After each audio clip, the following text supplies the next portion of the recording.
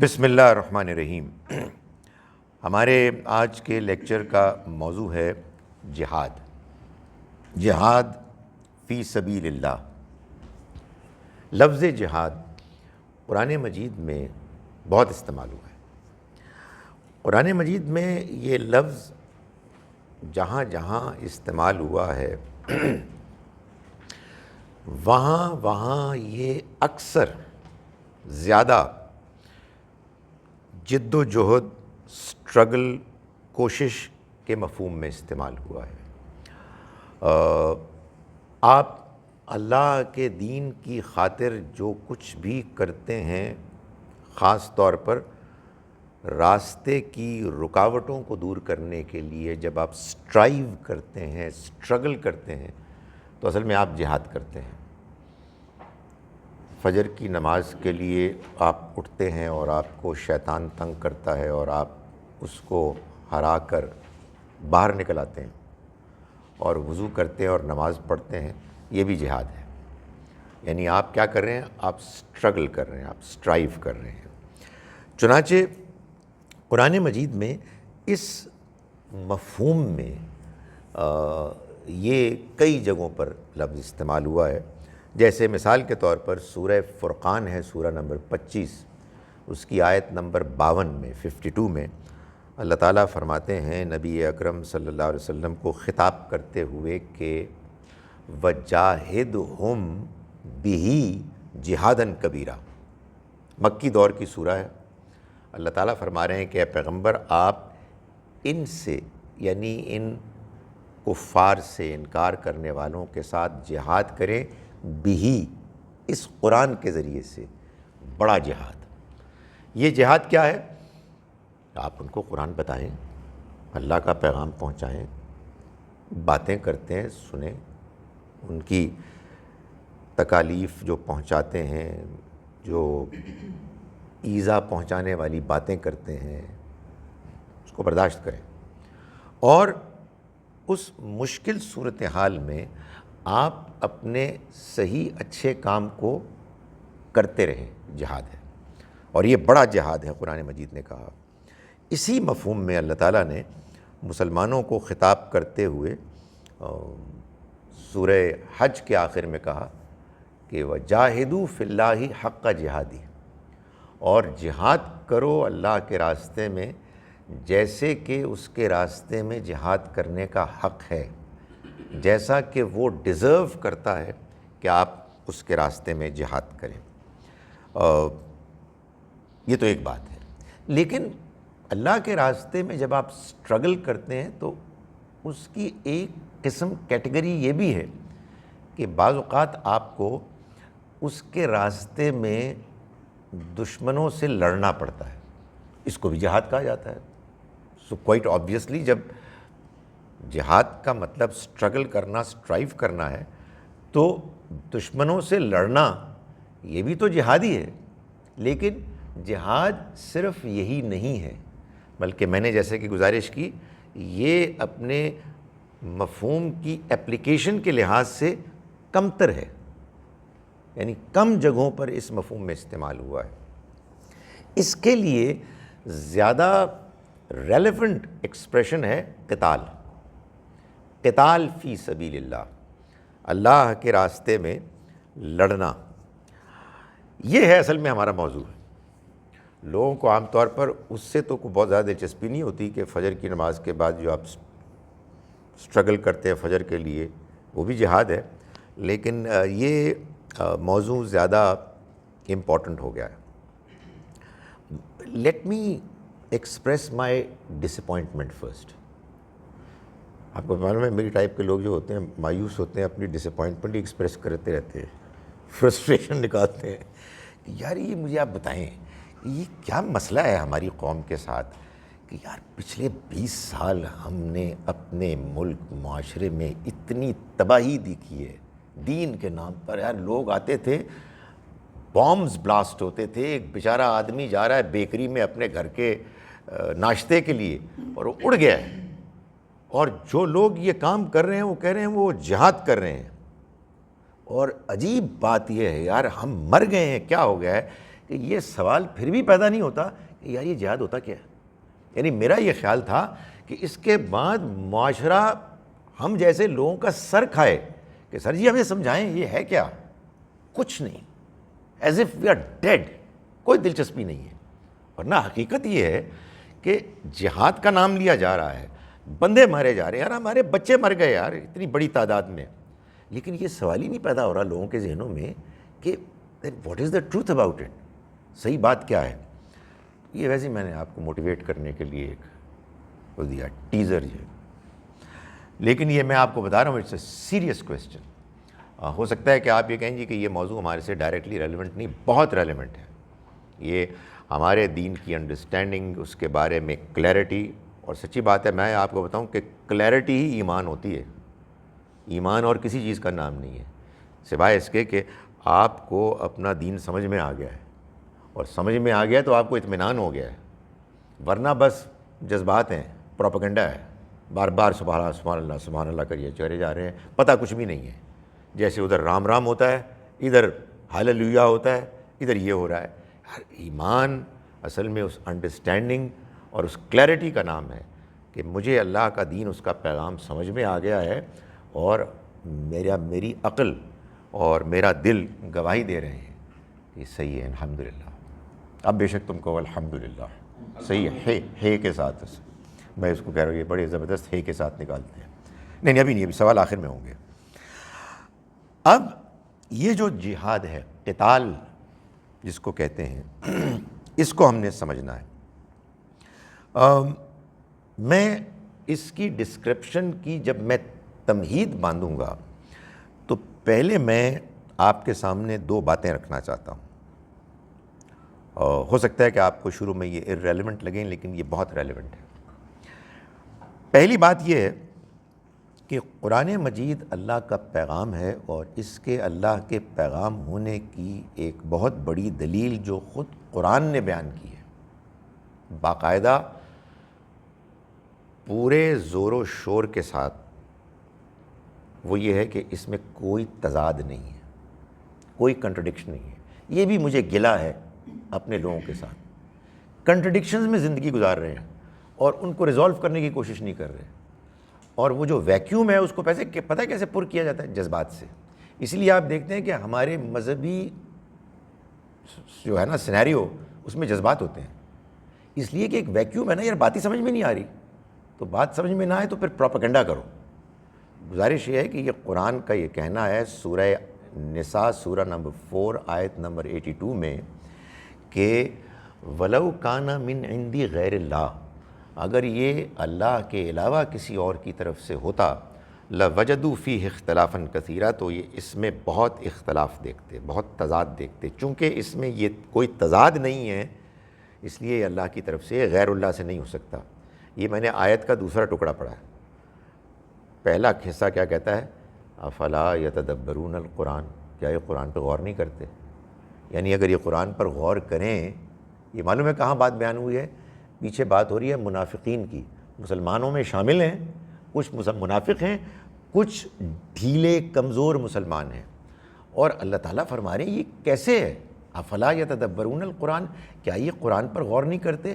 ولو کان من عند غیر اللہ, اگر یہ اللہ کے علاوہ کسی اور کی طرف سے ہوتا تو لوجدوا فیہ اختلافا کثیرا, یہ اس میں بہت اختلاف پاتے. تو جب یہ دیکھ رہے ہیں کہ اس میں کوئی تضاد نہیں ہے, تو بھائی یہ اللہ کا کلام ہے, اور اس کا مطلب یہ ہے کہ محمد صلی اللہ علیہ وسلم اللہ کے رسول ہیں, تو پھر یہ تمہارے اندر کمزوری اور منافقت کہاں سے آئی ہے. سو یہ قرآن کا دعویٰ ہے. چنانچہ جب بھی آپ قرآن پڑھیں گے اور اس پر غور کریں گے, آپ کا سب سے بڑا مسئلہ یہ ہونا چاہیے کہ اس میں کنٹرڈکشن نہیں ہونی چاہیے. تو میں نے تو اس میں وہاں اس آیت میں تو یہ مطلب تھا, تو اس آیت میں یہ ایک اور بات سامنے آ گئی ہے, تو یہ ان کو میں کیسے ریزالو کروں, یہی تدبر ہے. تو ایک بات. دوسری بات, اللہ تعالیٰ قرآن مجید میں یہ فرماتے ہیں کہ ہم کسی انسان کی جان نہیں لے سکتے. We are not allowed. انسان کو نہیں مار سکتا, جس نے کسی ایک انسان کی جان لی اس نے پوری انسانیت کو قتل کر دیا، جس نے کسی ایک انسان کی جان بچائی اس نے پوری انسانیت کو بچا لیا۔ یہ قرآن کہہ رہا ہے۔ دو ایکسیپشنز ہیں سورہ مائدہ آیت نمبر 32 میں۔ ایک یہ کہ ایک انسان دوسرے انسان کو قتل کرتا ہے تو قتل کے بدلے میں قتل یعنی قصاص کا قانون معاشرہ اس کو امپلیمنٹ کرے گا، انڈیویجولز نہیں کریں گے، معاشرہ کرے گا۔ یا زمین میں فساد ہے، یعنی جان، مال، آبرو خطرے میں ہے، جیسا کہ ہم آگے دیکھیں گے۔ عبادت گاہیں خطرے میں ہیں، لوگوں کو ان کے مانے ہوئے اپنے آزادانہ مرضی سے اختیار کیے ہوئے دین کو ماننے اور اختیار کرنے سے روکا جا رہا ہے۔ یہ فساد ہے۔ تو اگر کوئی زمین میں فساد مچاتا ہے، فرد یا گروہ، تو اس کو بھی قتل کیا جا سکتا ہے۔ اس کی کئی سزائیں بیان ہوئی ہیں آیت نمبر 33 میں، اگلی آیت میں۔ ان میں بعض سزائیں قتل ہیں۔ ان دونوں کے علاوہ قتل کے بدلے قتل یا زمین میں فساد کے نتیجے میں قتل، allow me to say ڈکیتی، سیریل کلنگ، ریپ، عبادت گاہوں کو برباد کرنا، لوگوں کو ان کے ریلیجن پر عمل کرنے سے روکنا، پرسیکیوٹ کرنا، یہ ہے زمین میں فساد۔ اس کے نتیجے میں تو مسلمان معاشرہ کسی انسان کو قتل کر سکتا ہے، جان لے سکتا ہے۔ اس کے علاوہ اگر آپ نے جان لی ہے تو آپ نے اتنا بڑا، اتنا گھناؤنا جرم کیا ہے کہ ایز ایف آپ نے پوری انسانیت کو قتل کر دیا۔ یہ پوائنٹ نمبر 2 ہے۔ پوائنٹ نمبر 1 کیا تھا؟ اللہ کے کلام پیغام میں کوئی تضاد نہیں ہے۔ ہن سنو، مسلمان کہندا ہے کافروں سے لڑو، جنگ کرو، مارو۔ بھائی کس طرح مارو یار؟ پہلے مجھے سمجھاؤ تو صحیح، کیسے ماریں؟ کیا جسٹیفیکیشن کیا ہے؟ یو کی ناٹ کل بھائی، یو سمپلی کی ناٹ کل۔ سو یہ جہاد کے سلسلے میں پہلے یہ بات آپ سمجھ لیں۔ اب اس کے بعد جہاد کی 2 صورتیں ہیں جو قرآن میں بیان ہوئی ہیں۔ ایک صورت وہ ہے کہ جو رسولوں کے آنے کے بعد رسولوں اور ان کے ساتھیوں کا جہاد قتال ہے، وہ ایک شکل ہے۔ اور دوسری شکل وہ ہے کہ جو زمین میں فساد اگر برپا ہو گیا تو اس کے خلاف جہاد قتال ہے۔ یہ بات جان لیں، let there be no mistake, جہاد قتال is not a cricket match, it's a game of killing. سورہ توبہ سورہ نمبر 9 کی آیت نمبر 111 میں، جو پرابلی جہاد قتال کے سلسلے میں سب سے زیادہ نمایاں آیت ہے، وہ کہتی ہے ان اللہ اشتری من المؤمنین اموالہم وانفسہم واموالہم بان لہم الجنہ۔ اللہ نے خرید لیے ہیں اہل ایمان سے ان کی جانیں اور ان کے مال جنت کے بدلے میں۔ یقاتلون فی سبیل اللہ، وہ لڑتے ہیں اللہ کے راستے میں، فیقتلون ویقتلون، وہ قتل کرتے ہیں، قتل ہوتے ہیں۔ ایک دیانتداری سے قرآن پڑھنے والا آدمی، اس کو یہ پوچھنا چاہیے اللہ میاں کیسے قتل کرتے ہیں؟ ابھی تو پچھلی سورہ میں آپ نے کہا تھا کہ جان تو لی نہیں جا سکتی، ہمارے ہاں اس کی تربیت ہی نہیں ہے۔ نہیں اس طرح کی گستاخی ہو جائے گی بھائی، ایمان خراب ہو جائے گا۔ میں کہتا ہوں ایمان خراب ہوگا غور نہ کر کے، ایمان خراب ہوگا سوال نہ کر کے۔ آپ کنٹرڈکشن میں کیسے جی سکتے ہیں بھائی؟ آپ پوچھیں اللہ تعالیٰ سے کہ اتنی زور و شور سے آپ بات کر رہے ہیں کہ قتل کرتے ہیں، قتل ہوتے ہیں، ابھی تو آپ نے اتنے زور و شوروں سے ہمیں یہ بتایا تھا کہ قتل کر ہی نہیں سکتے ہیں۔ So what is the truth? میں اب آپ سے گزارش کرتا ہوں، میں کوشش کرتا ہوں اس کی صفائی کرنے کی. تو میں یہ گزارش کر رہا تھا کہ قرآن مجید میں جو قتال بیان ہوا ہے اس کی دو شکلیں ہیں. ایک وہ قتال یا جہاد ہے جو اللہ کے رسول کرتے ہیں اور ان کے ساتھ ان کے ساتھی صحابی کرتے ہیں، اور دوسرا وہ کہ جو مسلمان ریاست معاشرہ حکمران کرتا ہے اور وہ زمین میں فساد کے خلاف کرتا ہے. زمین میں فساد کی صورت میں قتال کرنا از انڈرسٹینڈیبل، اس لیے کہ دو ایکسیپشنز تھی نا، ایک قتال اور ایک زمین میں فساد. زمین میں فساد ہوگا تو آپ لڑ سکتے ہیں، بندے مار سکتے ہیں آپ، اس لیے کہ وہ زمین میں فساد مچا رہے ہیں. یہ رسولوں کے آنے کے بعد ان کے ساتھیوں کے ساتھ مل کر جو قتال ہے یہ کیسے جسٹیفائیڈ ہے؟ تو میں آپ سے گزارش کروں کہ اگر آپ قرآن کو غور سے پڑھیں تو قرآن اس کو آخری حد تک واضح کرتا ہے. آئی ایم ناٹ ایگزیجریٹنگ، آخری حد تک واضح کرتا ہے کہ یہ وہ قتال ہے جس میں انسان کو مار ہی نہیں رہا. سورہ انفال سورہ نمبر 8 آیت نمبر 17 میں اللہ تعالیٰ فرماتے ہیں، الفاظ سنیں، فلم تقتلوہم، اے مسلمانوں بدر میں تم نے ان کو قتل نہیں کیا. آپ مجھے اجازت دیں تو بریکٹ میں اس کو لکھوں، تم قتل کر بھی کیسے سکتے ہو؟ تمہیں تو اس کی اجازت ہی نہیں ہے. وَلَٰكِنَّ اللَّهَ قَتَلَهُمْ، بلکہ اللہ نے ان کو قتل کیا. تم اللہ کے ٹولز بن گئے. وَمَا رَمَيْتَ إِذْ رَمَيْتَ، اور اے پیغمبر آپ نے کنکر نہیں پھینکے ان پر جب آپ نے کنکر پھینکے اور وہ طوفان بن گئے. وَلَٰكِنَّ اللَّهَ رَمَى، اللہ نے ان کنکروں کو طوفان بنا دیا.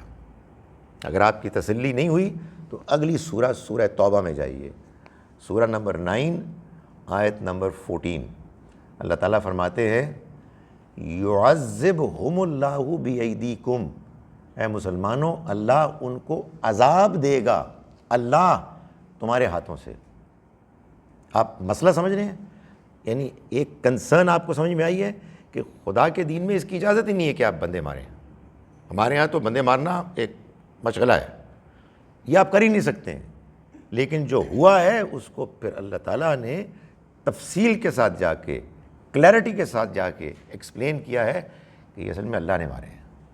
اس لیے اگر کوئی بھائی صاحب ان آیات کو کوٹ کر کے آپ کو کہتے ہیں آئے جہاد کریں، تو ان سے کہیں بھائی صاحب آپ اپنے تک رکھیں، یہ ٹھیک نہیں ہے، ہم نہیں مار سکتے. اب میں آپ کو یہ بتاتا ہوں کہ یہ جو رسولوں کے ذریعے سے جہاد ہوتا ہے اور لوگ قتل ہوتے ہیں اور اللہ تعالیٰ نے فرمایا کہ یہ میں مارتا ہوں، یہ اصل میں کیا ہے؟ ایسا کیوں ہوتا ہے؟ یہ بات ہم بار بار بیان کرتے ہیں کہ اللہ تعالیٰ کا اس دنیا میں ایک قانون ہے.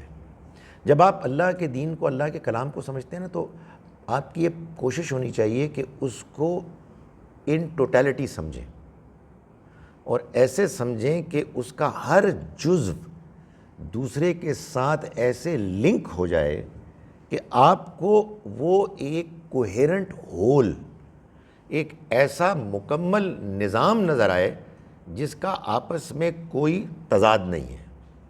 میں پھر گزارش کروں، چونکہ ہم کنٹرڈکشن میں جیتے کنفیوز قسم کے لوگ ہیں، اور پھر جو درمیان میں پریشانی ہوتی ہے اس کو جذبات سے حل کرتے ہیں، زبردست تقریریں کرتے ہیں، شاعری کرتے ہیں، نعرے لگاتے ہیں، اور ذہن بالکل فارغ ہوتا ہے.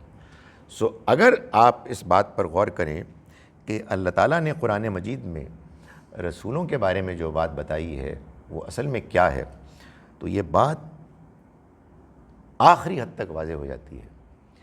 اور یہ میں اس لیے کہہ رہا ہوں کہ یہ قرآن مجید میں سب سے زیادہ بیان کی جانے والی تھیم ہے کہ نبیوں میں سے وہ نبی جن کو اللہ رسول بناتا ہے، رسالت کے مقام پر فائز کرتا ہے، ان کے بارے میں اللہ تعالیٰ کے ہاں یہ بات طے ہے کہ وہ جب آئیں گے تو ان کے آنے کے بعد اللہ تعالیٰ دنیا میں، اس علاقے میں، اس قوم میں جن میں کہ وہ آئیں گے، اپنی اس اصل قیامت سے پہلے کہ جس کے بارے میں تمام نبیوں نے دعوت دی ہے کہ تم تیار ہو جاؤ، اس سے پہلے ایک چھوٹی قیامت برپا کر کے دکھائیں گے، جس کو قیامت صغریٰ کہتے ہیں۔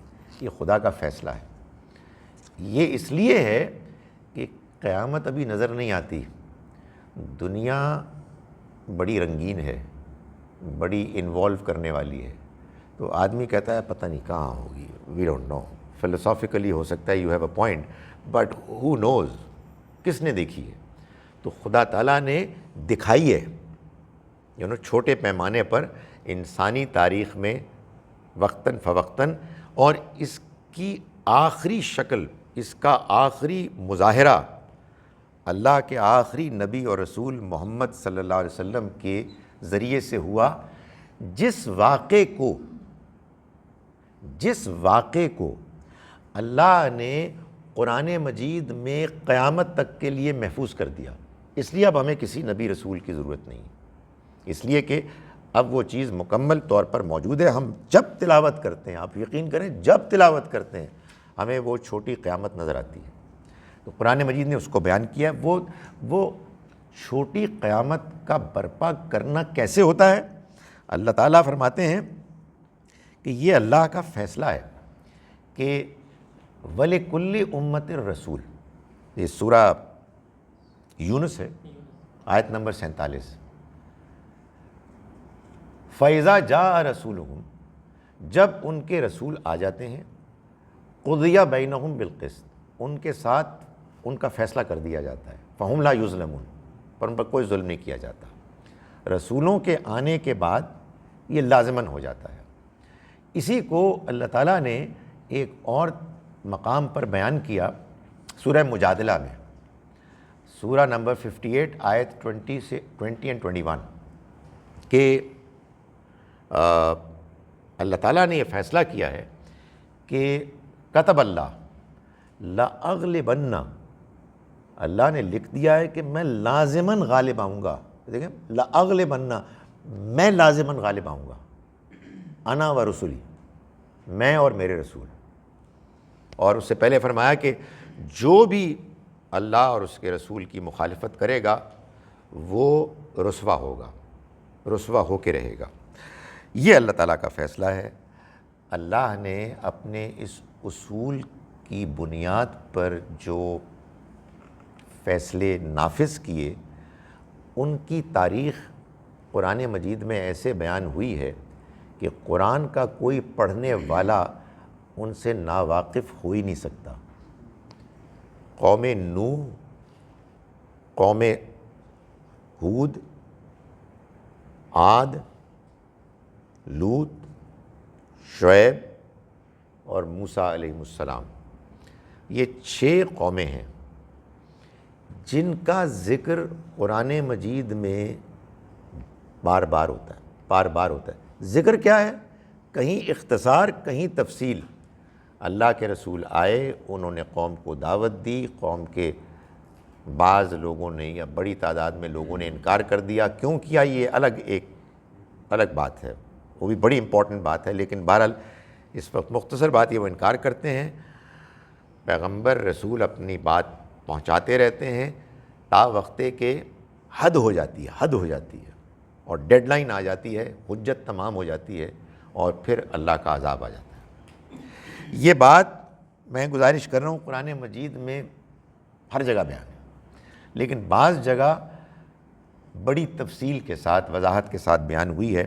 ان میں نمایاں صورتیں ہیں سورہ ہود، سورہ نمبر 11، اس سے پہلے سورہ اعراف، سورہ نمبر 7، اور اس کے بعد سورہ شعراء، سورہ نمبر 26۔ اس میں تو ترتیب کے ساتھ ان 6 قوموں کا اور ان کے انجام کا ذکر ہے، پلس ایک آدھ کسی اور کا بھی ذکر ہے، لیکن ان 6 کا ہے۔ انہی میں ایک سورہ ہے سورہ قمر، سورہ نمبر 54، جو نسبتاً مختصر ہے، لیکن اس میں بھی یہی سٹوریز بیان کرنے کے بعد آیت نمبر 43 میں اللہ تعالیٰ یہ فرماتے ہیں، ان تمام قوموں کی داستان کو اختصار کے ساتھ بیان کر کے ان کے انجام کو بیان کر کے اللہ تعالیٰ فرماتے ہیں اکفارکم خیر من اولئکم، کیا اے مسلمانوں تمہارے یہ کافر، یہ جو تمہارا انکار کر رہے ہیں تمہارے پیغمبر کا، یہ بہتر ہیں ان سے جو پچھلے کافر تھے جن کا انجام ابھی ہم نے تمہارے سامنے بیان کیا؟ ام لہم براۃ فی الزبر، یا ان کے پاس صحیفوں میں کوئی امیونٹی، برات نامہ ہے کہ یہ ہمارے کچھ اسپیشل لوگ ہیں، ان پر عذاب نہیں آئے گا؟ آئے گا، ان پر بھی آئے گا۔ یہ عذاب کیسے آئے گا؟ قرآن سے معلوم ہوتا ہے کہ اس کے دو امکانات ہیں۔ ایک امکان یہ ہے کہ رسول دعوت دیتے ہیں، قوم کے لوگ اس دعوت کا انکار کرتے ہیں، اور رسول کے ساتھی تعداد میں بہت تھوڑے ہوتے ہیں۔ اس صورت میں جو اکثر ہوا، اس صورت میں کوئی نہ کوئی نیچرل کلیمٹی آتی ہے، کوئی سیلاب، طوفان، زلزلہ، بجلی کی کڑک، پتھروں کی بارش وغیرہ وغیرہ، اور وہ آ کے قوم کا صفایا کر دیتی ہے، عذاب سے دوچار کرتی ہے۔ عذاب کا ذکر رسول پہلے دن سے کر رہے ہوتے ہیں، اور 900 سال کے بعد، 90 سال کے بعد، 23 سال کے بعد، یہ اللہ کا فیصلہ ہے۔ وہ جو وعدہ کیا گیا تھا پہلے دن، جس دن جب وعدہ کیا گیا تھا تو ایک بڑی عجیب بات لگتی تھی کہ یہ کیسے ہو سکتا ہے کہ اتنے بڑے لوگ، اتنے مضبوط طاقتور بادشاہ، اور عذاب آ جائے گا۔ وہ آ جاتا ہے، اور قیامت کے آنے سے پہلے ایک چھوٹی قیامت کو برپا کر کے ان کا خاتمہ کر دیتا ہے، اور ان کی خبریں پھر دوسری علاقوں میں دوسرے لوگوں تک پہنچتی ہیں۔ لیکن اگر رسول کے ساتھی تعداد میں زیادہ ہوتے ہیں تو پھر اللہ تعالیٰ کے عذاب کی یہ دوسری شکل ہوتی ہے جو امپلیمنٹ ہو جاتی ہے، کہ اللہ تعالیٰ رسول کے ساتھیوں کے ذریعے سے اس عذاب کو نافذ کرتا ہے، جس کے لیے اللہ تعالیٰ نے یہ الفاظ بیان کیے کہ تم نے قتل نہیں کیا ان کو، تم کیسے قتل کر سکتے؟ 313 تم تھے، کوئی ڈھنگ کی کوئی تلوار بھی تمہارے پاس نہیں تھی، وہ 1000 کیل کانٹے سے لیس ہو کے آئے تھے، اور تم نے، وہ قرآن سے معلوم ہوتا ہے، تم بس چلاتے تھے اور ادھر فرشتے ان کو پیش کر دیتے تھے، اڑا دو ان کو، تم اڑا دیتے تھے، اس لیے کہ اللہ نے قتل کیا، تم نے نہیں کیا تھا۔ تو یہ اس کی شکل ہوتی ہے۔ البتہ چونکہ یہ انسانوں کے ذریعے سے کام ہوتا ہے تو وہ اللہ تعالیٰ پھر پہلے ان اہل ایمان کو اس قابل بناتے ہیں کہ وہ اللہ کے اس فیصلے کو نافذ کرنے والے ہونے کے مستحق ہوں، ڈیزرونگ ہوں۔ چنانچہ اللہ تعالیٰ ان کا تزکیہ کرتے ہیں، ان کی تربیت کرتے ہیں۔ سو آپ سورہ آل عمران کے سیکنڈ ہاف میں دیکھیں، سورہ انفال میں دیکھیں، سورہ توبہ میں دیکھیں، تو آپ کو جگہ جگہ یہ ملے گا کہ اہل ایمان کو کہا جا رہا ہے کیا کر رہے ہو تم، ان کی اصلاح کی جا رہی ہے، ان کو ڈانٹا جا رہا ہے، ان کو کہا جا رہا ہے کہ منافق اپنے اندر سے نکالو، تم وہ لوگ ہو کہ تمہیں خدا کی وہ جماعت، وہ فوج بننا ہے جن کو اس کے فیصلے کو نافذ کرنا ہے۔ تو جناب یہ جہاد یعنی قتال کی پہلی شکل ہے، رسولوں کے ساتھیوں کے ذریعے سے اللہ کے عذاب کی امپلیمنٹیشن ایسے ہوتی ہے۔ اس سے وہ بات کنٹرڈکٹ نہیں ہوتی کہ آپ انسانوں کو قتل نہیں کر سکتے، اس لیے کہ یہ انسانوں نے قتل کیا ہی نہیں ہے، سمجھ رہے ہیں بات؟ چنانچہ اگر کوئی بھائی صاحب یہ کہیں کہ ان آیات کی روشنی میں اب ہم غیر مسلموں کو قتل کر رہے ہیں، تو ان کو کہنا چاہیے کہ پلیز آپ پہلے بات سمجھیں، آپ کو بات ہی سمجھ میں نہیں آئی ہے، آپ جو کچھ کر رہے ہیں اس کے نتیجے میں آپ قرآن مجید کے ساتھ ظلم کر رہے ہیں، آپ قرآن مجید کو ایک کنٹرڈکٹری ٹیکسٹ قرار دے رہے ہیں۔ دوسرا جہاد جو ہے وہ ہے فساد فی الارض کے خاتمے کے لیے، اور اس کے لیے قرآن مجید نے ایک لفظ جو استعمال کیا ہے وہ ہے فتنہ، اور سورہ بقرہ سورہ نمبر 2 کی آیت نمبر 191 میں فرمایا الفتنۃ اشد من القتل، فتنہ قتل سے بھی زیادہ سنگین ہے، اس لیے کہ قتل ہو گیا، بندہ مر گیا، فتنے میں تو ایک آن گوئنگ کنٹینیوس ٹینشن ہے جو آپ لوگوں کے اوپر مسلط کیے ہوئے ہیں۔ اور فتنہ کیا ہے؟ اس دنیا کو اللہ تعالیٰ نے ایک امتحان کی جگہ بنایا ہے، اس لیے اس دنیا میں اس نے لوگوں کو آزادی دی ہے، وہ جو چاہیں مذہب اختیار کریں، اس کو مانیں، اس پر عمل کریں۔ اس وجہ سے یہ ایک ضمنی بات میں کہہ رہا ہوں، مسلمانوں کا ایک مشن یہ ہونا چاہیے کہ وہ مسلمانوں کے اندر بھی اور مسلمانوں کے باہر بھی فریڈم کو پروموٹ کرے،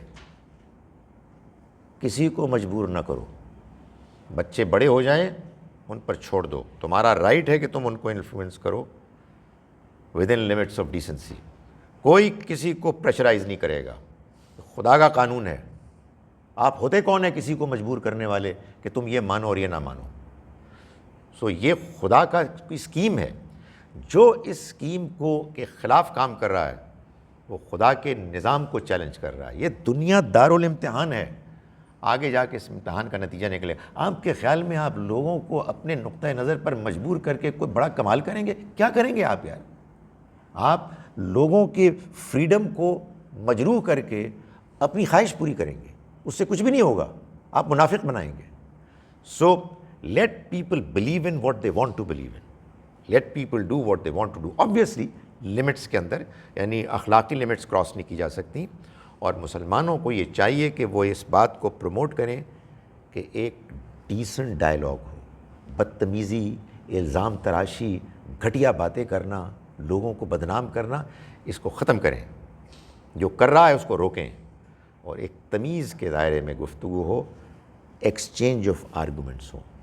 جب آپ لوگوں کو مجبور کرتے ہیں، پرسیکیوٹ کرتے ہیں ان کے ریلیجس بلیفس کی وجہ سے، یہ فتنہ ہے، اور خدا تعالیٰ نے مسلمانوں کی ذمہ داری لگائی ہے کہ وہ اس فتنے کو ختم کر دیں۔ یہ زمین میں فساد ہے، زمین کی اصلاح یہ ہے کہ اس زمین میں بسنے والے لوگ خدا کی اسکیم کے مطابق زندگی گزاریں۔ خدا کی اسکیم کا ایک حصہ یہ ہے کہ all humans are free to choose their respective religions, religious beliefs and rituals۔ اور دوسرا حصہ جو آئیڈیل ہے وہ یہ ہے کہ جب ایسا ہو جائے گا تو سارے اچھے دیانتدار لوگ اگر اللہ کا پیغام ٹھیک طرح سے پریزنٹ ہوگا وہ اس کو مانیں گے۔ جو اس میں رخنہ ڈالتا ہے، مسلمان اگر کر سکتے ہیں تو ان کے خلاف جہاد کریں گے۔ ٹریجڈی یہ ہے کہ اس وقت سب سے زیادہ یہ کام خود مسلمان کر رہے ہیں، لوگوں کو ان کے مذہبی نقطۂ نظر اختیار کرنے پر ذلیل کرتے ہیں، گھٹیا باتیں کرتے ہیں، ان کو زبردستی روکتے ہیں، تو یہ ان کا حق ہی نہیں ہے، اور وہ یہی جذبے پیدا کرتے ہیں جہاد وغیرہ کا، اس لیے ان کو بات ہی سمجھ میں نہیں آئی ہے۔ میں اسی لیے کہتا ہوں کہ یار یہ بڑی امپورٹنٹ بات ہے، آپ اگر کنفیوزڈ ہیں تو کوئی پرابلم نہیں ہے، کنفیوزڈ آدمی بڑا اچھا آدمی ہوتا ہے، مگر کنفیوزڈ آدمی کبھی کانفیڈنٹ نہیں ہوتا۔ ایک دیانت دار آدمی جب کنفیوزڈ ہوگا وہ کہے گا یار مجھے بات سمجھ میں نہیں ہے، you know what, I am confused, میرے کچھ کوشچنز ہیں۔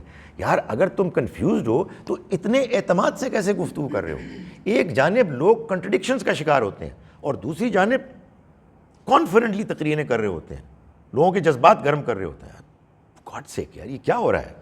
سو گزارش یہ ہے کہ فتنے کے خلاف ہوگا۔ اسی سلسلے میں قرآن مجید نے سورہ نساء ہے، سورہ نمبر 4، اس کی بھی ایک آیت ہے جو اسی بات کو بیان کرتی ہے۔ آپ دیکھیں قرآن مجید میں ایک جو بڑا کمال ہوتا ہے وہ یہ ہے، اور اس پہلو سے بھی اگر آپ پڑھیں تو آپ کو بہت قرآن مجید کے اس فہم میں اضافہ ہوگا انشاءاللہ، کہ آیات ایک دوسرے کو کلیریفائی کر رہی ہوتی ہیں، بہت کرتی ہیں۔ اور میرا خیال ہے کہ کبھی میں یہ الگ سے ایک ٹاپک لوں اور اس کی میں مثالیں آپ کے سامنے بیان کروں کہ کیسے قرآن نے خود اپنی باتوں کو واضح کیا ہے اور اس کے بعد کسی دوسری رائے کی گنجائش کو نشتہ کر دیا، ختم کر دیا۔ یہ آیت نمبر 75 ہے سورہ نساء کی. وَمَا لَكُمْ لَا تُقَاتِلُونَ فِي سَبِيلِ اللَّهِ، کیا وجہ ہے کہ تم اللہ کے راستے میں نہیں لڑو گے. وَالْمُسْتَضْعَفِينَ مِنَ الرِّجَالِ وَالنِّسَاءِ وَالْوِلْدَانِ، جبکہ کمزور مرد، بوڑھے، عورتیں اور بچے ایسے ہیں الَّذِينَ يَقُولُونَ، جو کہہ رہے ہیں، دعا کر رہے ہیں، رَبَّنَا أَخْرِجْنَا مِنْ هَٰذِهِ الْقَرْيَةِ الظَّالِمِ أَهْلُهَا، اے ہمارے رب تو ہمیں اس بستی سے نکال کہ جس کے رہنے والے ظالم ہو گئے ہیں. وَاجْعَل لَّنَا مِن لَّدُنْكَ وَلِيًّا، اور تو ہمارے لیے خاص اپنے پاس سے ساتھی مددگار فراہم کر. وَاجْعَل لَّنَا مِن لَّدُنْكَ نَصِيرًا، اور تو خاص اپنی طرف سے ہمارے لیے نصرت مہیا فرما، مددگار مہیا فرما. سو یہ کیا ہے؟ لوگ ایمان لائے. ظاہر ہے اس وقت وہ مسلمان تھے جو مکے میں تھے، اور مکے والے ان کو ستا رہے تھے ان کے ایمان کی وجہ سے، کیونکہ انہوں نے یہ فیصلہ کیا تھا اپنے آزادانہ مرضی سے کہ ہم اپنے آباء و اجداد کے دین کو نہیں مانتے. امیجن کیا ہوا تھا، ہم اپنے آباء و اجداد کے دین کو نہیں مانتے، ہمیں ایک دوسرا دین سمجھ میں آ گیا ہے، اور وہ لوگ ظالم لوگ ان کو اس کی وجہ سے پرسیکیوٹ کر رہے تھے. بات سمجھ میں آ رہی ہے؟ اس کو سمجھ کر اپلائی بھی کرنا ہے. ہم اس کا الٹ کرتے ہیں.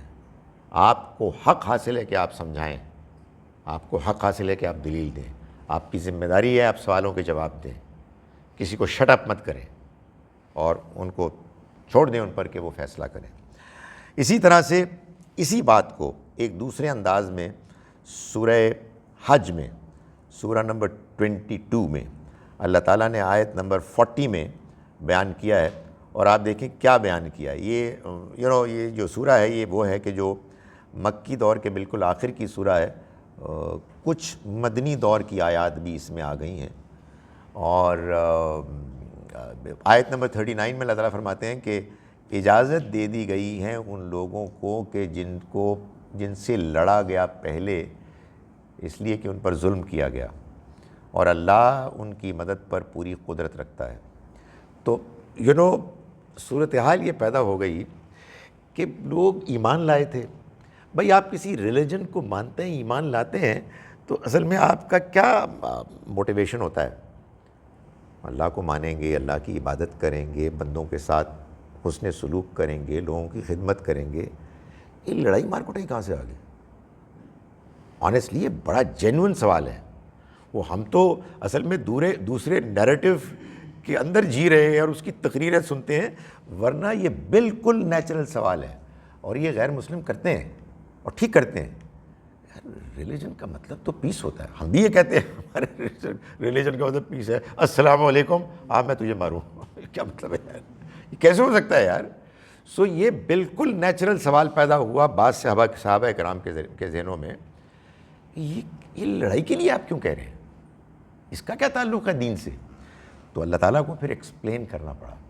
اللہ تعالیٰ نے فرمایا کہ دیکھو وَلَوْلَا دَفْعُ اللَّهِ النَّاسَ بَعْضَهُمْ بِبَعْضٍ، اگر اللہ بعضوں کو بعضوں کے ذریعے سے دور نہ کرتا لڑائی کرا کر، لَهُدِّمَتْ صَوَامِعُ وَبِيَعٌ وَصَلَوَاتٌ وَمَسَاجِدُ يُذْكَرُ فِيهَا اسْمُ اللَّهِ كَثِيرًا، اگر ایسا وہ نہ کرتا تو تمہیں معلوم ہے کیا ہوتا؟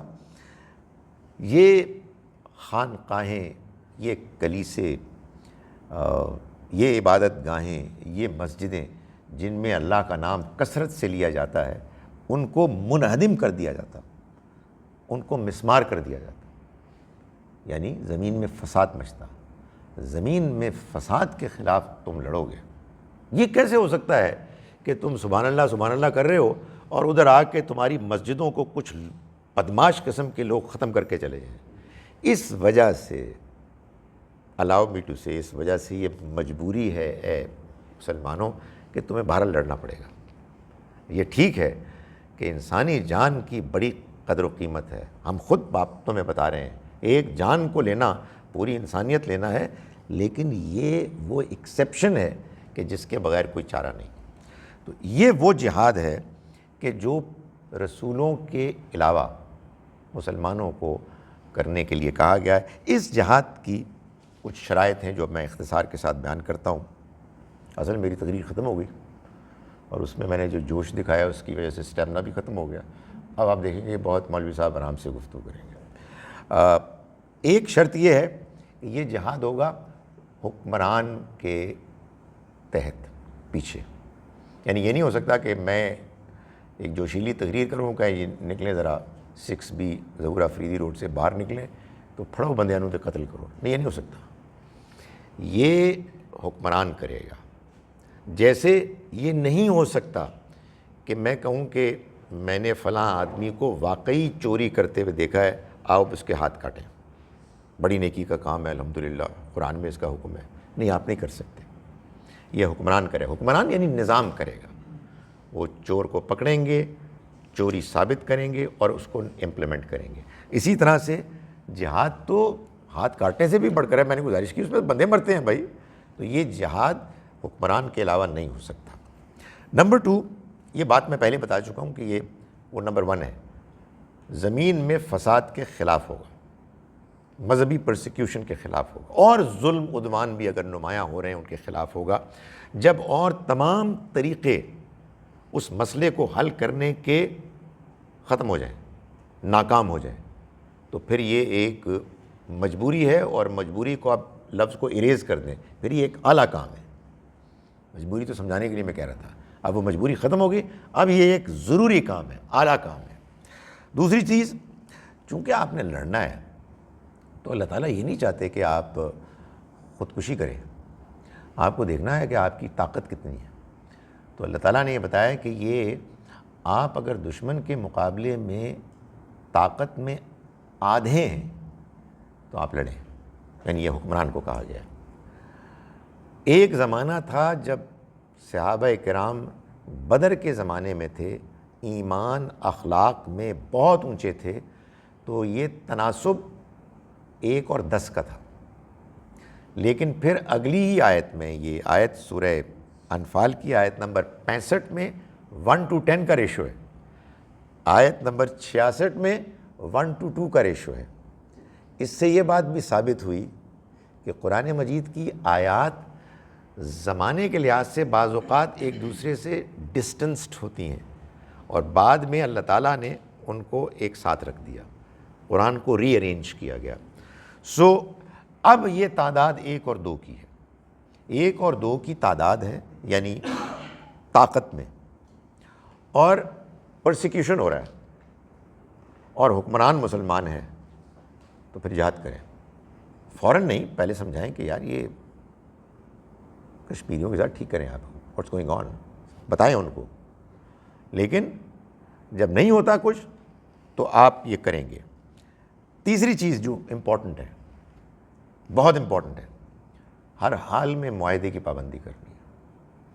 آپ نے اگر کمٹمنٹ کی ہوئی ہے تو اس کمٹمنٹ کو پورا کیا جائے گا، چاہے آپ کو اس کے نتیجے میں نقصان ہو رہا ہے، چاہے آپ کو صلح حدیبیہ کے موقع پر یہ نظر آ رہا ہے کہ ایک آپ کا ساتھی آیا ہے چینز میں، زنجیروں میں جکڑا ہوا، آپ نہیں واپس لیں گے اس کو. آپ نے معاہدہ کر لیا. ہم اس وقت جو برباد ہو رہے ہیں وہ اس لیے ہو رہے ہیں کہ ہمیں معاہدے، ان کی کوئی حیثیت ہی نہیں ہے. معاہدہ وہ ہر حال میں اوفق ہے. یہ نہیں ہو سکتا کہ آپ نے کسی ملک کے ساتھ نو وار پیکٹ کیا ہوا ہے اور چوری چھپے جہاد فی سبیل اللہ کے نام پر آپ اپنے لوگ بھیج رہے ہیں. یہ اس ناچیز ان گناہ گار آنکھوں نے دیکھا ہے، ہم نے دیکھا ہے یہ کنٹرڈکشن. تو یار آپ کو مارنی پڑے گی تو کیا ہوگا؟ آپ کیا خدا کی مدد کے بھروسے پر یہ کام کر رہے ہیں یا کوئی اپنی طاقت کا غرہ ہے؟ اپنی طاقت کا غرہ ہے تو پھر کر لو، پھر آپ کے ساتھ جو ہوگا وہ ہو رہا ہے. معاہدے کی پابندی یہ لازم ہے، اور باقی اخلاقی حدود کو بھی ملحوظ رکھا جائے گا. بوڑھوں کو، بچوں کو، عورتوں کو نہیں مارا جائے گا، سویلین انسٹالیشنز کو نہیں خراب کیا جائے گا، درخت نہیں توڑے جائیں گے، کوئی مر گیا ہے تو اس کی لاش کی بے حرمتی نہیں کی جائے گی، نہ اس کو جلایا جائے گا، نہ اس کا مسئلہ کیا جائے گا، وغیرہ وغیرہ. یہ سب کام کیے جائیں گے. یہ تو ہو گئی بات. اب آخر میں رسولوں کے جہاد سے متعلق چند پہلو ہیں جو میں اختصار کے ساتھ بیان کرنا چاہتا ہوں، جس کے بعد میں آپ کے سوالات کی یلغار کو فیس کروں گا۔ پہلی بات یہ ہے کہ رسولوں کے ذریعے سے اللہ تعالیٰ جو جہاد برپا کرتے ہیں اور اس کے بعد اس قوم کا خاتمہ ہو جاتا ہے جنہوں نے اللہ کے رسول کا انکار کیا، یہ اس کا تقاضا ہے، یہ اس کا تقاضا ہے کہ یہ طے کیا جائے کہ کافر کون ہے۔ سمجھ آئی بات؟ میرے اور آپ کا یہ کام ہی نہیں ہے، یہ خدا تعالیٰ فیصلہ کرتا ہے کہ یہ لوگ کافر ہیں، اور ان سے اب تعلق کاٹنا ہے، ان پر عذاب آنا ہے نا یار، تو اب ان سے قطع تعلق ہوگا، چاہے تمہارے رشتہ دار ہوں۔ وہ ڈیڈ لائن آ گئی ہے، اب اس کے بعد انہیں مارنا ہے، تو یہ اس کا تقاضا ہے، نمبر 1۔ نمبر 2، جتنے بھی یہ کافر ہیں جنہوں نے اللہ کے رسول کا انکار کیا باوجود اس کے کہ ان کو ان کا پیغام سمجھ میں آ گیا، ان کو اب ان کے انکار کی سزا میں اسی دنیا میں ختم کرنا ہے۔ اگر ان میں سے بعض لوگ ڈر گئے اور ان کا جی کہ اشہد ان لا الہ الا اللہ، کلمہ پڑھ لیا جھوٹ موٹ میں، اور نبی اکرم صلی اللہ علیہ وسلم دنیا سے رخصت ہوئے اور ان کا جی ہم کوئی نہیں مانتے، ہم کوئی نہیں مانتے، مار دو ان کو۔ آئی سمجھ میں؟ اس لیے کہ یہ وہ سزا ہے، یہ وہ سزا ہے کہ جو ان پہ کی جائے گی۔ یہ وہ بات ہے جو حدیث میں آئی ہے، ان میں سے جو اپنا دین بدلے اس کو قتل کر دو۔ مرتد کی سزا کوئی سزا نہیں ہے۔ کوئی آدمی، میں یہ نہیں کہہ رہا کہ مسلمان ہو کوئی غیر مسلم ہو، ہمیں افسوس ہوگا، دکھ ہوگا، لیکن دین شریعت میں کوئی سزا نہیں ہے۔ بھائی کیسے ہو سکتی ہے؟ اللہ تعالیٰ تو یہ کہہ رہے ہیں یہ دنیا آزاد دنیا ہے، اس آزاد دنیا میں آپ خود اپنے پیغام کی کنٹرڈکشن کر رہے ہیں۔ جب آپ کہتے ہیں کہ my brother Christian, I am talking to you about religion, please convert to Islam, but you know what, I can not convert to Christianity because if I become a Christian I will be killed. تو وہ کہے گا بابا please leave this place immediately, you sound very contradicted, you know, آپ کے اندر تو contradiction ہے کہ واٹ از دس نانسنس یار، یہ ہمارے دین کا حصہ ہی نہیں ہے۔ لیکن میں کیا کروں، آپ مجھے بتائیں کیا میرے پاس چوائس ہے؟ کہ یہ مشہور بات ہے، مرتد کی سزا قتل ہے۔ اس وقت آپ میں سے بعض لوگ مجھے ایسے دیکھ رہے ہیں کہ جیسے میں مرتد ہو گیا ہوں، but I am telling you the truth, اس کا کوئی تعلق ہمارے دین سے نہیں ہے، نہ یہ بھی اس کا ایک حصہ ہے۔ اگر ابھی تک آپ میرے اوپر غصے نہیں ہوئے تھے تو اب ضرور ہوں گے۔ اسی سے لنکڈ ہے گستاخی کی سزا، وہ بھی کوئی سزا نہیں ہے۔ بلیسفیمی کی سزا اگر آپ کے دین میں ہے تو یہ آپ کے دین کی تعلیمات کی کنٹرڈکشن ہے۔ اور بھائی ایک بندہ مسلمان نہیں ہے، میں نے اس کو رسول اللہ صلی اللہ علیہ وسلم کی نبوت اور رسالت پر کنونس کرنا ہے، وہ مجھ سے سوال کر رہا ہے، وہ غصے ہو رہا ہے، اس کا رائٹ ہے بھائی، He doesn't know۔ میری ڈیوٹی ہے میں سمجھاؤں۔ پیغمبر صلی اللہ علیہ وسلم نے صبر کے ساتھ، اخلاق کے ساتھ، درگزر کے ساتھ لوگوں کو سمجھایا۔ ہمارے کر کے تو دیکھ تو گل، خدا کی قسم کتنے ظالم لوگ ہیں یار، بندے جلا دیتے ہیں، کتنے گری ہوئی ہے ہماری قوم، اور نعرے لگاتے ہیں، کوئی سزا نہیں ہے۔ آپ کہیں گے کہ یہ پھر لوگ کیوں کہتے ہیں؟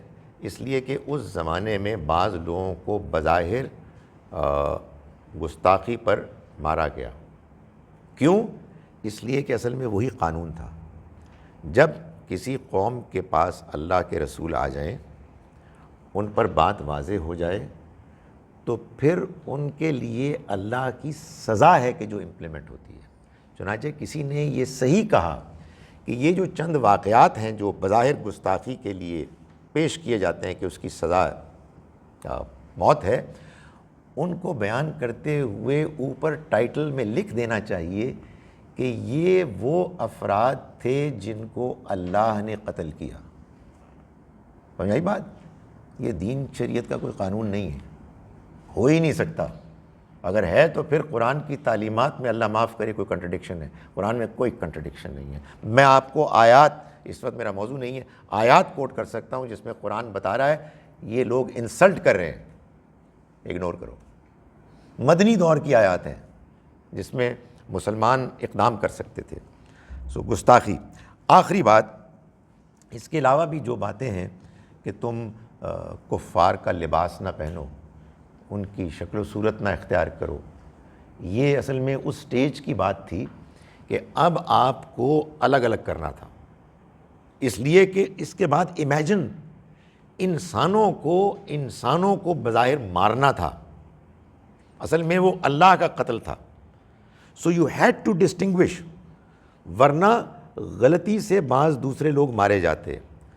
تو کافروں سے قطع تعلق، کوئی سلام دعا اب نہیں ہوگی، الگ ان سے لباس ہوگا، ان کی الگ شناخت ہوگی، تاکہ جب فائنل اقدام کا موقع آئے تو اللہ کا عذاب ان کے اوپر ایسے ہی امپلیمنٹ ہو جائے جیسے کہ لوط علیہ السلام کی قوم پر وہ پتھروں کی بارش آئی تھی.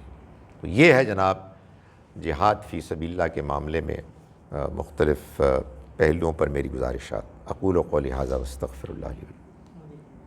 جی relevant questions to the topic, اور پہلے ایک کوسچن کریں تاکہ اس کے بعد پھر سب کے کسی اور نے نہیں کرنا، کائنڈلی پھر سیکنڈ کوسچن اپنا فلوٹ کریں.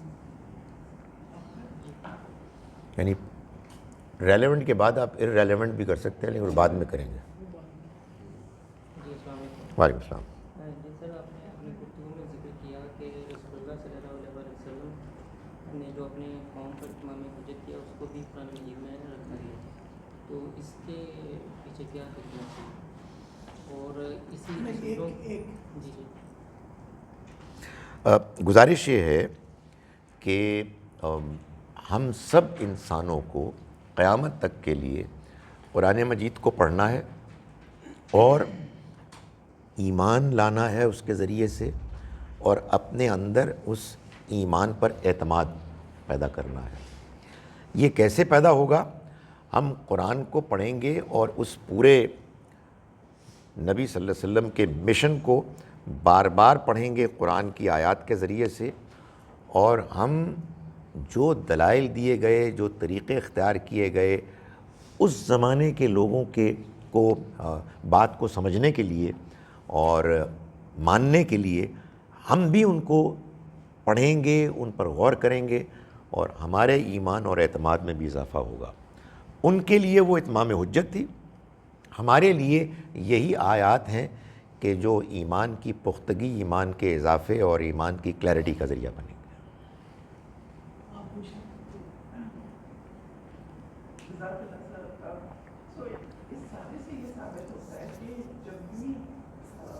کوئی بھی ایکشن لیا جائے گا وہ ریاست ہی اس کا اعلان کرے گا. ان ایوری ریسپیکٹ جو آج ہم نے سارا لیکچر ہے اسی بات پہ کہ آپ انڈیویجولی کچھ نہیں کریں گے بٹ ریاست کرے گی. ایبسلیوٹلی. یعنی یہ بات تو اتنی زیادہ بیان ہونی چاہیے کہ اس کے بارے میں کوئی شبہ نہ رہے. یہ میں آپ سے گزارش کروں کہ یہ جو بات آپ نے فرمائی، اس بات پر امت مسلمہ میں کسی قابل ذکر شخصیت کا اختلاف ہے ہی نہیں. آل unanimously agree to this point. مگر وہ کرتے کیا ہیں؟ وہ پھر اس کے اندر سے کوئی نقطہ پیدا کرتے ہیں کہ بھائی اب یہ فتنے کا دور ہے، بہت انتشار ہے، تو اب یہ جو ہمارا بڑا گروہ ہے اس کے جو امیر ہیں یہ گویا کے حکمران ہی ہیں. آپ یہ اگر شرط عائد کر رہے ہیں تو لو، ہم یہ 400 گز کی زمین پر اپنی حکمرانی بھی قائم کر لیتے ہیں. وہ اس طرح کے ہیلے بہانے کرتے ہیں اور آبویسلی ان کی اٹ میکس نو سینس.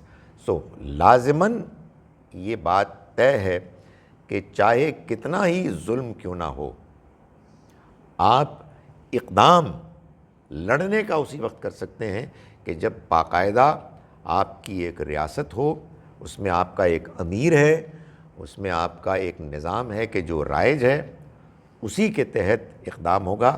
جیسا کہ میں نے گزارش کی، جیسے کہ زانی کو، چور کو، قاتل کو کوئی عام آدمی یا عام آدمیوں کا گروہ اور ان کا سربراہ سزا نہیں دے سکتا، بالکل اسی طرح سے اللہ کے راستے میں جہاد بھی امیر کے بغیر نہیں ہو سکتا.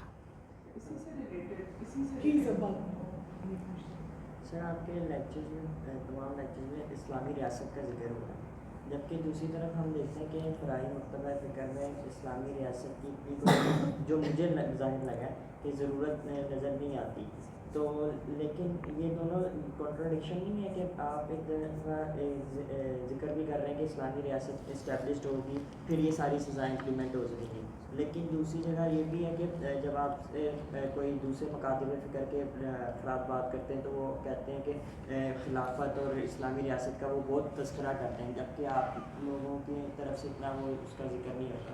تو یہ اس کا فرق بتا دیجیے. جی، اس کا فرق یہ ہے کہ ہم جب یہ کہیں گے، جیسا کہ اب آگے کے ایک دو لیکچرز میں مجھے کہنا ہے کہ آپ اگر شوہر بن گئے ہیں تو پھر آپ کے لیے اللہ کی طرف سے یہ اور یہ اور یہ حکم ہے جس پر آپ کو لازماً عمل کرنا ہے. لیکن آپ شوہر لازماً بنیں نہیں، کوئی ضروری نہیں ہے، مرضی ہے آپ کی. سو ایک چیز ہے ایک خاص مقام حیثیت حاصل کرنا، وہ آپ کے پاس چوائس ہے، اور ایک یہ کہ جب آپ وہ حیثیت حاصل کر لیں تو اس کے بعد پھر آپ کے اوپر چند احکام لاگو ہو جاتے ہیں. اسلامی ریاست کو لازماً قائم کرنا کہ سب لوگ اس میں انوالو ہو جائیں، یہ اللہ تعالیٰ نے فرض نہیں کیا ہے. اللہ تعالیٰ چاہیں تو اس کا حکم دے دیتے، لیکن اچھی بات ہے، لوگ اگر کوئی کوشش کرتے ہیں بہت اچھی بات ہے، لیکن اس کو لازم نہیں کیا گیا. اس پر ہم لوگ اختلاف کرتے ہیں. جو ہمارے ہاں بعض مذہبی جماعتیں اور بعض علماء اصرار کرتے ہیں کہ ہر مسلمان پر اسلامی ریاست کا قیام لازم ہے، بالکل ایسے ہی جیسے نماز پڑھنا لازم ہے. بلکہ وہ یہ بھی فرماتے ہیں کہ اگر اس پہلے لازم کے لیے آپ کوشش نہیں کرتے تو آپ کی نماز بھی بیکار ہے، آپ کا روزہ بھی بیکار ہے. میری زندگی کا مقصد تیرے دین کی سرفرازی، میں اسی لیے مسلمان، میں اسی لیے نمازی. ہم یہ کہتے ہیں کہ یہ شعر ہو سکتا ہے اچھا ہو، لیکن اس کا مفہوم صحیح نہیں ہے. جی السلام علیکم ایوری ون، میرا نام منیب ہے. میں I actually have 6 questions but relevant صرف ایک ہی ہے سبجیکٹ سے. مائی کویشچن اور اجازت بھی ایک ہی کی ہے الحمدللہ. اچھا، آپ نے ڈیورنگ لیکچر خالد صاحب ایک بتایا تھا کہ دیر از نو کمپلشن ان ریلیجن. تو آئی بلیو یہ سورہ بقرہ کی ایک آیت کا مفہوم بھی ہے. Is that true? جی بالکل، لا اکراہ فی الدین، دین میں کوئی زبردستی، کوئی جبر نہیں ہے. اگر آپ دیکھیں، آپ جب قرآن مجید کو پڑھتے ہیں تو ہوپ فلی سمجھ کے ہی پڑھتے ہیں نا. تو جب آپ سمجھ کے پڑھتے ہیں تو آپ یہ جاننا چاہتے ہیں کہ قرآن نے اس دنیا کی زندگی کی اسکیم کا پرپس کیا بتایا. اگر آپ مجھ سے پوچھیں تو ایمان آپ جس کو کہتے ہیں وہ نام ہی اس چیز کا ہے کہ آپ نے اللہ کی کتاب سے زندگی کا جو ڈیزائن ہے اس کی حکمت وزڈم سمجھ لی، اور آپ نے کہا یہ بالکل ٹھیک ہے، بات سمجھ میں آ گئی، الحمدللہ مسئلہ حل ہو گیا. یہ ایمان ہے. تو یہ وزڈم سمجھ میں ہی اس وقت آتی ہے جب آدمی یہ کہتا ہے کہ بات سمجھ میں آ گئی، یار ہم سب آزاد ہیں، اللہ تعالیٰ نے ہم کو اختیار دیا ہے کہ جو چاہیں ہم کریں، جو ایمان جو دین اختیار کریں، جیسے عمل کریں. اس میں جو رکاوٹ کھڑی کرے گا وہ خدا کی اسکیم کو چیلنج کر رہا ہے، اور ہم اس کو روکیں گے. اس سے ڈاکٹر صاحب، خدا کی یہ سنت کہ تمام رسول غالب آئیں گے اور جو کفار ان کے مقابلے میں کھڑے ہوں گے وہ تباہ و برباد ہوں گے، ان پہ عذاب آئے گا. کیا عیسیٰ پہ بھی کیا وہ رسول تھے یا نبی تھے، کیا ان پہ بھی یہ لاگو ہوتا ہے یہ اصول، یا ان کے معاملے میں مختلف نظر آتے ہیں کہ زندگی میں ایسے نہیں ہوا؟ جی دیکھیں، فالوز ان کی وفات کے بہت عرصے بعد کنورٹ ہوا، پھر حکومت بنی اور سب کچھ ہوا. جی دیکھیے، گزارش یہ ہے، یہ ریلیونٹ سوال ہے. ہوتا کیا ہے کہ ہم عام طور پر ایک بات کرتے ہیں اپنے اصول میں، لیکن اس اصول کے بعد جب اس کی تفصیلات آتی ہیں تو اس میں بعض چیزیں ایسی ہوتی ہیں کہ جو آپ کو پھر مزید کلیریفائی کرنے کی ضرورت پیش آتی ہے، اس لیے کہ کچھ ڈیٹیلز ہوتی ہیں. جو اصول ہے وہ تو وہی ہے جو میں نے بیان کیا کہ جب رسول آئیں گے وہ بات کو آخری حد تک واضح کر دیں گے تو ان کے انکار کرنے والوں پر اللہ کا عذاب آ جائے گا، عذاب آ جائے گا. وہ جو میں نے آیات کوٹ کی سورہ مجادلہ کی، جس میں سورہ نمبر 58 ورسز 20-21، اس میں بھی یہی کہا گیا ہے کہ جو اللہ اور اس کے رسول کی مخالفت کرے گا وہ فی الازلین، وہ رسوا ہوں گے، ان کو رسوائی کی سزا ملے گی. اللہ نے لکھ دیا ہے کہ میں غالب آؤں گا لازماً، میں اور میرے رسول. رسوائی کی سزا دو طرح کی ہے، ایک موت، رسوائی کے ساتھ موت، اور دوسری رسوائی کے ساتھ زندگی.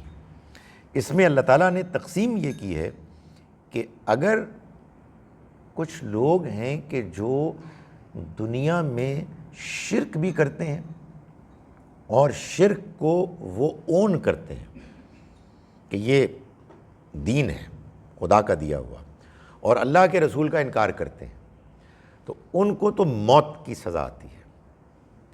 لیکن جو قومیں شرک اگر کرتی بھی ہیں تو شرک کو اون نہیں کرتی، شرک کو وہ ایکسپلین کرنے کی کوشش کرتی ہیں کہ یہ اصل میں توحید ہے، ہم توحید کو مانتے ہیں. تو ایسی قوموں کے بارے میں اللہ کا فیصلہ یہ ہے کہ ان کو دنیا میں ذلت اور رسوائی کی سزا ملے گی. چنانچہ نبی صلی اللہ علیہ وسلم کے مخالفین بھی دو طرح کے تھے، ایک مشرک اور ایک اہل کتاب. مشرکین کے لیے موت کی سزا تھی، سورہ توبہ کی آیت نمبر 1 سے 28 تک اس کو بیان کیا گیا ہے. اور اہل کتاب ان کے لیے آیت نمبر 29 میں یہی کہا گیا ہے. یہ نہیں کہا گیا کہ ان کو قتل کرو، بلکہ یہ کہا گیا ان سے لڑو، حتیٰ یعطوا الجزیہ عن ید، جب لڑو ان سے یہاں تک کہ وہ خود اپنے ہاتھوں سے چھوٹے بن کر جزیہ دیں، وہم صاغرون، چھوٹے بن کر. یہی معاملہ عیسیٰ علیہ السلام کے ساتھ ہوا. ان کے مخاطبین یہودی تھے، اہل کتاب.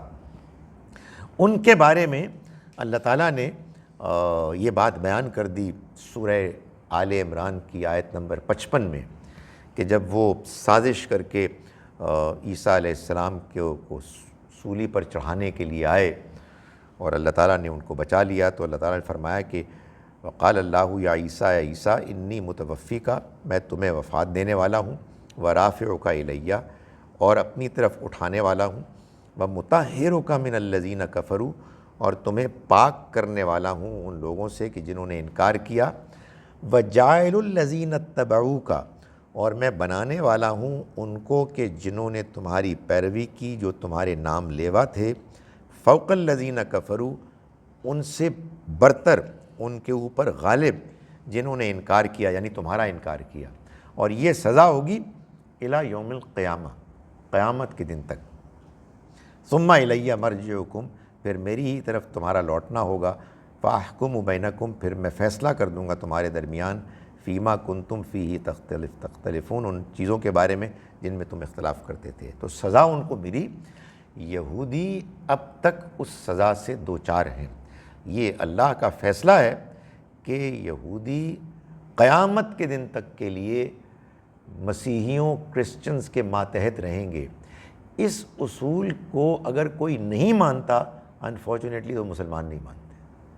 وہ کہتے ہیں نہیں اس وقت یہودی غالب ہے. تو میں ان کو کہتا ہوں یار آپ پھر اللہ میاں کی مخالفت کر رہے ہیں.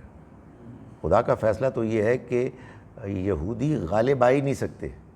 وہ ہر حال میں قیامت کے دن تک وہ کرسچنز کے ماتحت رہیں گے. وہ چونکہ ہمارے ہاں ایک سازشی ذہن ہے نا کہ یہودی سازش ہے, ساری دنیا کو یہودی چلا رہے ہیں. اب ایک انٹلیکچوئل نے یہ کتاب لکھ دی, اب وہ ہماری ضد ہوتی ہے کہ وہی اصل ہے. او بھائی قرآن واضح طور پر فیصلہ بتا رہا ہے, اس کے الفاظ میں کوئی کنفیوژن ہے ہی نہیں.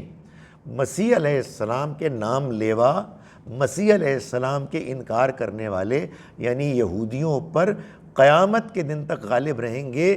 یہ اللہ تعالیٰ کا فیصلہ اور پیشین گوئی تب سے لے کے اب تک حیرت انگیز طریقے سے بالکل جوں کا تو نظر آ رہا ہے. میں نے گزارش کی اس میں صرف ایکسیپشن وہ مسلمان ہیں کہ جو اللہ کی کتاب کے اس فیصلے کے خلاف گفتگو کرتے ہیں.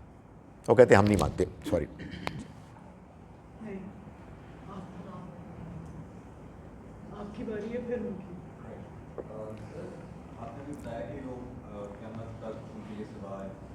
جو اس زمانے میں جوز تھے ان کی جو سزا سمجھ آتی کہ انہوں نے رسول کو حضرت عیسیٰ کو دیکھ لیا تھا, لیکن جو اب آج کل پیدا ہو رہے ہیں جوز ان کے لیے بھی جو سزا کنٹینیو ہو رہی ہے.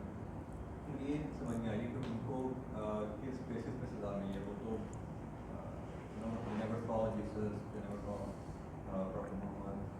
جی دیکھیں, اگر آپ قرآن مجید کو پڑھیں اور قرآن مجید میں اللہ تعالیٰ کا جو خطاب ہے بنی اسرائیل سے اس پر غور فرمائیں تو اللہ تعالیٰ بار بار یہ کہہ رہے ہیں کہ تم نے یہ کیا اور یہ کیا, تم نے بچھڑے کو معبود بنا لیا اور تم نے بجائے اس کے کہ کہو کہ معافی مانگے ہمیں معافی دے, تم نے کوئی اور لفظ بولنا شروع کر دیا وغیرہ وغیرہ. حالانکہ یہ جتنی باتیں ہیں وہ تو پچھلوں نے کی تھیں, تو پھر تم نے کیا کیسے کہا جا سکتا ہے؟ اس کا جواب یہ ہے کہ اگر آپ اپنے بزرگوں کی باتوں کو اون کرتے ہیں بلکہ ان پر فخر کرتے ہیں تو آپ بھی ان میں شامل ہیں. آپ یہ کہیں جی کہ نہیں ہم نہیں ان کو مانتے, ہمارے بزرگوں نے بڑی زیادتی کی, تو پھر اللہ تعالیٰ خاص اپنے قانون کے تحت ان کو اس سزا سے نکال دے گا اور انہیں ترقی دے گا, انہیں اس رسوائی سے بچا لے گا. سو یہ ڈیپینڈ کرتا ہے, جب آپ کسی غلط کام میں شریک ہو جاتے ہیں اس کی تائید کر کے, اس پر فخر کا اظہار کر کے, تو اصل میں آپ اس کا حصہ ہوتے ہیں. یہ قرآن میں اور جگہوں پر بیان بھی ہوا ہے کہ ایک شخص ہے کہ جو جرم کرتا ہے اور ایک شخص اس جرم میں اس طرح سے شریک ہوتا ہے کہ وہ اس کا سپورٹر ہم نوا بن جاتا ہے, تو پھر بس ذرا سا ہی فرق ہوتا ہے. آپ پوچھیے.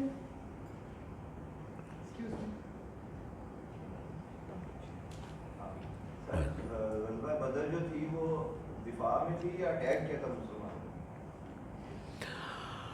غزوہ بدر کی جو وضاحت سورہ انفال میں ہے اس میں یہی معلوم ہوتا ہے کہ کفار مشرکین نے اٹیک کیا, لیکن ایک اور بات بھی معلوم ہوتی ہے, اور وہ یہ معلوم ہوتی ہے کہ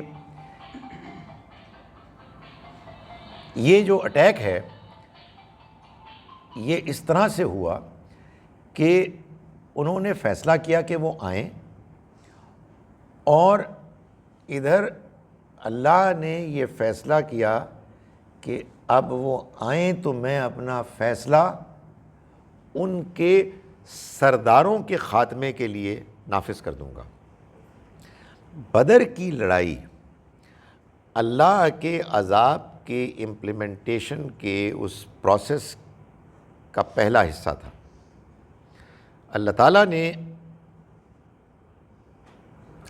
نے یہ عذاب ایسے نافذ کیا کہ پہلے ان کے سرداروں کو جو عام لوگوں کے ایمان کے راستے میں کھڑے تھے ان کا صفایا کر دیا, اور یہ بدر میں کیا.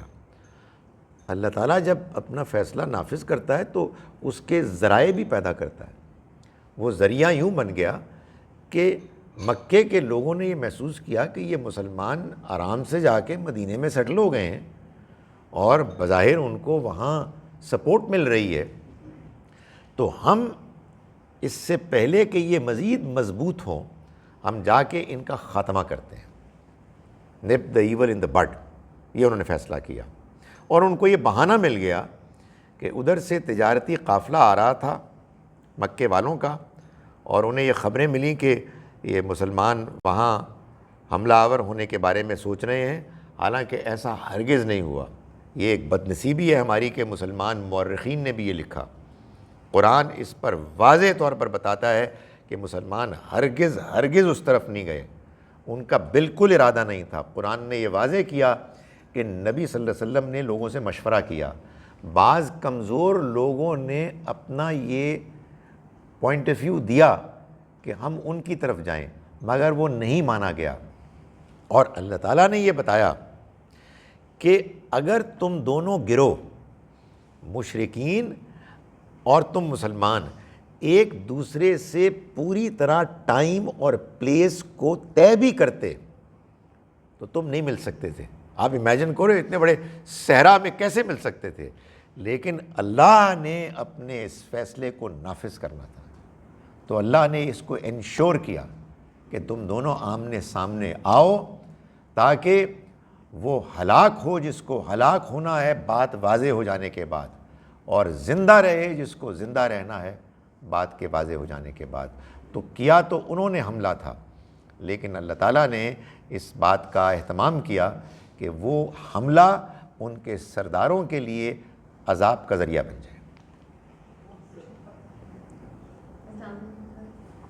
وعلیکم السلام. سر ہماری اپنی سوسائٹی کی اسپیسیفکلی بات کریں، جو بہت زیادہ نیوز نکلتے ہیں اور جی کنڈیم کیا جاتا ہے جب کبھی بھی کوئی پلاسٹک کی بات ہوتی ہے. مجھے آپ کی جو ٹاک ہے اس سے یہ چیز آ رہی کہ جب کبھی بھی کوئی پلاسٹک میں کرتا ہے ایون ان آر سوسائٹی یا کہیں باہر سے انٹرنیشنلی جب کبھی ایسا کوئی واقعہ ہوتا ہے تو کیا وہ فتنے کے زمرے میں آتی ہے نمبر ون؟ اور جو آپ نے کہا کہ مرتد کی سزا نہیں ہے، مجھے وہ پوائنٹ سمجھ نہیں آیا کیونکہ کچھ کہ آپ نے ایک جگہ کہا کہ کی وفات کے بعد ان کو جو شخص تھے ان کو قتل کیا، اور بعد پہلے دوسری بات کو لے لیجئے. نبی صلی اللہ علیہ وسلم اللہ کے رسول تھے، اور آپ کی دعوت کے پہنچنے اور کنونسنگ طریقے سے لوگوں کو اس کے بیان کرنے کے بعد ایک وہ ڈیڈ لائن آئی کہ جس کے بعد اللہ نے یہ فیصلہ کیا کہ اب ان کفار کو اللہ کی وہ سزا ملنی ہے جو ہر رسول کی قوم کو ملتی ہے. ان کو وہ سزا مل گئی. فرق صرف اتنا ہوا کہ یہ سزا مسلمانوں کی تلواروں سے ان کو ملی. ان میں سے بعض لوگوں نے اپنی جان بچانے کے لیے کلمہ پڑھ لیا، اور جب نبی صلی اللہ علیہ وسلم دنیا سے رخصت ہوئے تو انہوں نے اعلان کر دیا کہ ہم مسلمان نہیں ہیں. نبی صلی اللہ علیہ وسلم دنیا سے رخصت ہونے سے پہلے یہ فرما گئے کہ اگر یہ اپنے دین کو چھوڑ دیں، یعنی یہ جو انہوں نے مسلمان ہونے کا اعلان کیا ہے، اگر یہ اس کے بعد اس سے پھر جائیں ان کو پھر قتل کر دو، اس لیے کہ یہ اسی سزا کے مستحق ہے. یہ وہی قانون ہے جو ان کے اوپر امپلیمنٹ ہونا ہے. اس کا کوئی تعلق بعد کے زمانے کے لوگوں سے نہیں ہے. ایک صاحب ہیں جو ایک مولوی صاحب کی نہایت ہی فضول گفتگو سن کے نہایت پریشان ہو کے ایک نہایت عمدہ گفتگو کرنے والے پادری کے پاس جاتے ہیں، اور وہ ان کو متاثر کر دیتا ہے اور مسلمان ہو جاتے ہیں. تو ان کو آپ قتل کر دیں نہیں کر سکتے. آپ نے کرنا ہے ان کو کنونس کریں، آپ ان کو بات سمجھائیں، اس لیے کہ وہ قتل آپ کر ہی نہیں سکتے. یہی تو میری ساری گفتگو کا لب لباب ہے. وہ اللہ کا قتل تھا، اور اللہ یحیی و یمیت، وہ تو صبح و شام ہی کچھ کر رہا ہے. دن میں ہر روز 1.5 لاکھ بندے مارتا ہے وہ، اس لیے کہ وہ دیکھیں گزارش یہ ہے کہ کرسچینٹی ہو، جوڈائزم ہو، کوئی اور ہو، وہ جو بھی دین اختیار کریں یہ ان کی مرضی ہے. اگر انہوں نے کوئی جان بوجھ کر غلط کام کیا ہے قیامت کے روز وہ پکڑے جائیں گے. ہمیں ان کو سمجھانا ہے، ہمیں ان کو دعوت دینی ہے. بلیسفمی اگر کوئی فرد کرتا ہے اس کو ہم سمجھائیں گے. میرا تو آنیسٹلی پچھلے دنوں یہ خیال تھا کہ یہ جو فرانس کے بارے میں ہم شور مچا رہے ہیں، ہم فرانس کی گورنمنٹ سے بات کریں کہ آپ اس کے بدلے میں ہمیں موقع دیں کہ ہم آپ کی سوسائٹی میں جا کے آپ کو بتائیں کہ نبی صلی اللہ علیہ وسلم کون تھے. ان کو بات نہیں معلوم ہے. کتنے ہی بلیسفمی کرنے والے لوگ ہیں جو ایمان لے آئے اور لاتے ہیں، اس لیے کہ ایمان لانے کا پروسیس ہی یہی ہوتا ہے. ایک بندے کو بات ہی سمجھ میں آئی، بھائی ایک بندہ میرے طرح کے مسلمانوں کو دیکھ کے سمجھتا ہے کہ یہ حضور کے ماننے والے ہیں، تو ظاہر ہے اس کو کیا امپریشن پڑے گا. تو ہم جب اس کو سمجھائیں گے، اس کے اعتراضات سنیں گے، اس کے غصے کو ٹھنڈا کریں گے، تبھی اس کو بات سمجھ میں آئے گی. تو کوئی قانون نہیں ہے بلیسفمی کا. کچھ واقعات ہیں، وہ واقعات بھی میں نے گزارش کی مدنی دور کے اس زمانے کے واقعات ہیں کہ جب یہ طے ہو گیا تھا کہ اب اللہ کی سزا نافذ ہو رہی ہے. گریجولی نافذ ہوئی تھی. میں نے ابھی سوال کے جواب میں بتایا کہ بدر کے میدان میں اللہ کی سزا کا پہلا کوڑا برس گیا ان لوگوں پر کہ جو مکے کے سردار تھے. تو اگر کچھ لوگ نمایاں ہو کے انکار کرنے والے بن گئے اور اس کا اظہار بلیسفمی سے ہو گیا، تو یہ بھی اصل میں یہ وہ انکار ہے جس پر اللہ کی سزا نافذ ہوئی. اس لیے میں نے کہا کہ کسی نے بہت صحیح بات کہی کہ تاریخ میں اس طرح کے واقعات کو بیان کرتے ہوئے عنوان یہ باندھنا چاہیے کہ یہ وہ اشخاص تھے جن کو اللہ نے قتل کیا. یہ عام تاریخی واقعہ ہے ہی نہیں. جی آپ مجھے بہت شکریہ ڈاکٹر صاحب. بہت ایسے طریقے سے آپ نے شہادت کے جتنے پہلو پہ روشنی ڈالی اور آپ نے اسی فرمایا. اور میں پچھلے جو میں نے سوال کیا تھا اسی سے ریلیٹڈ کویشچن تھا. یہ بات بالکل صحیح ہے کہ ہمیں ان لوگوں کو سمجھانا چاہیے اور بتانا چاہیے اپنے دین کے بارے میں، اسلام کے بارے میں. کیا ایسا نہیں ہے کہ ہمارے اس سے زیادہ بڑا چیلنج جو ہے وہ ہمارے ڈفرینٹ مسلکس ہیں کہ ان کو سمجھانے سے پہلے جو ڈفرینٹ ہم بٹے ہوئے ہیں مسلک میں، فرقوں میں، ان لوگوں کو کیسے سمجھایا جائے آپس میں؟ کیا امہ دین پہ، ریاست پہ یا لوگوں پہ اس کا کیا اس کی ذمہ داری ہے؟ جیسا وانٹ ٹو نو کہ نارملی ایک چیز جب آپ نے بات کی ہے اور اگر یہ میں پبلک کرتا ہوں تو آگے سے اتنا بڑا ریئیکشن آئے گا کہ جس کو شاید کوئی بھی برداشت نہیں کر سکے گا اور ہم لوگ خاموش ہو جاتے ہیں چیزوں کو.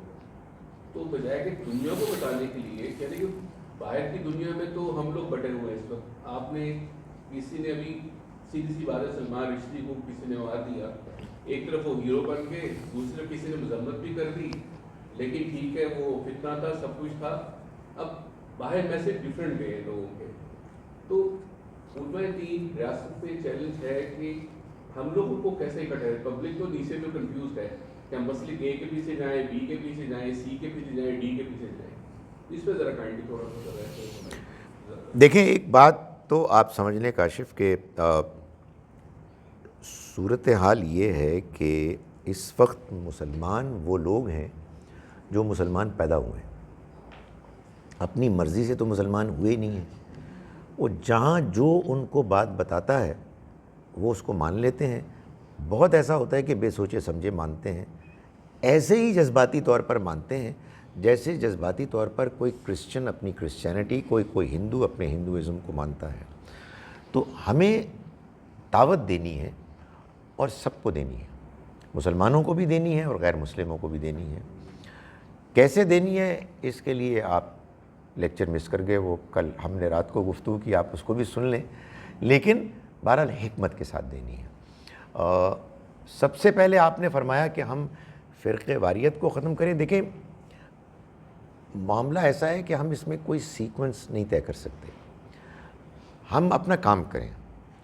ہم جب صحیح دین جو ہمیں سمجھ میں آیا اس کو بیان کریں گے اور کچھ لوگوں کو سمجھ میں آئے گا، وہ فرقہ واریت سے بھی امید ہے انشاءاللہ دور ہوں گے، ایکسٹریمزم کو بھی وہ چھوڑیں گے.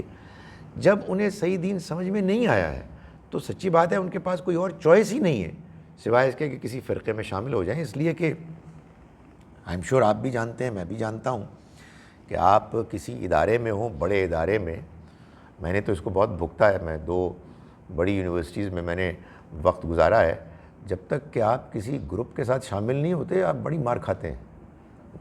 گروپ کی بڑی سپورٹ ہوتی ہے.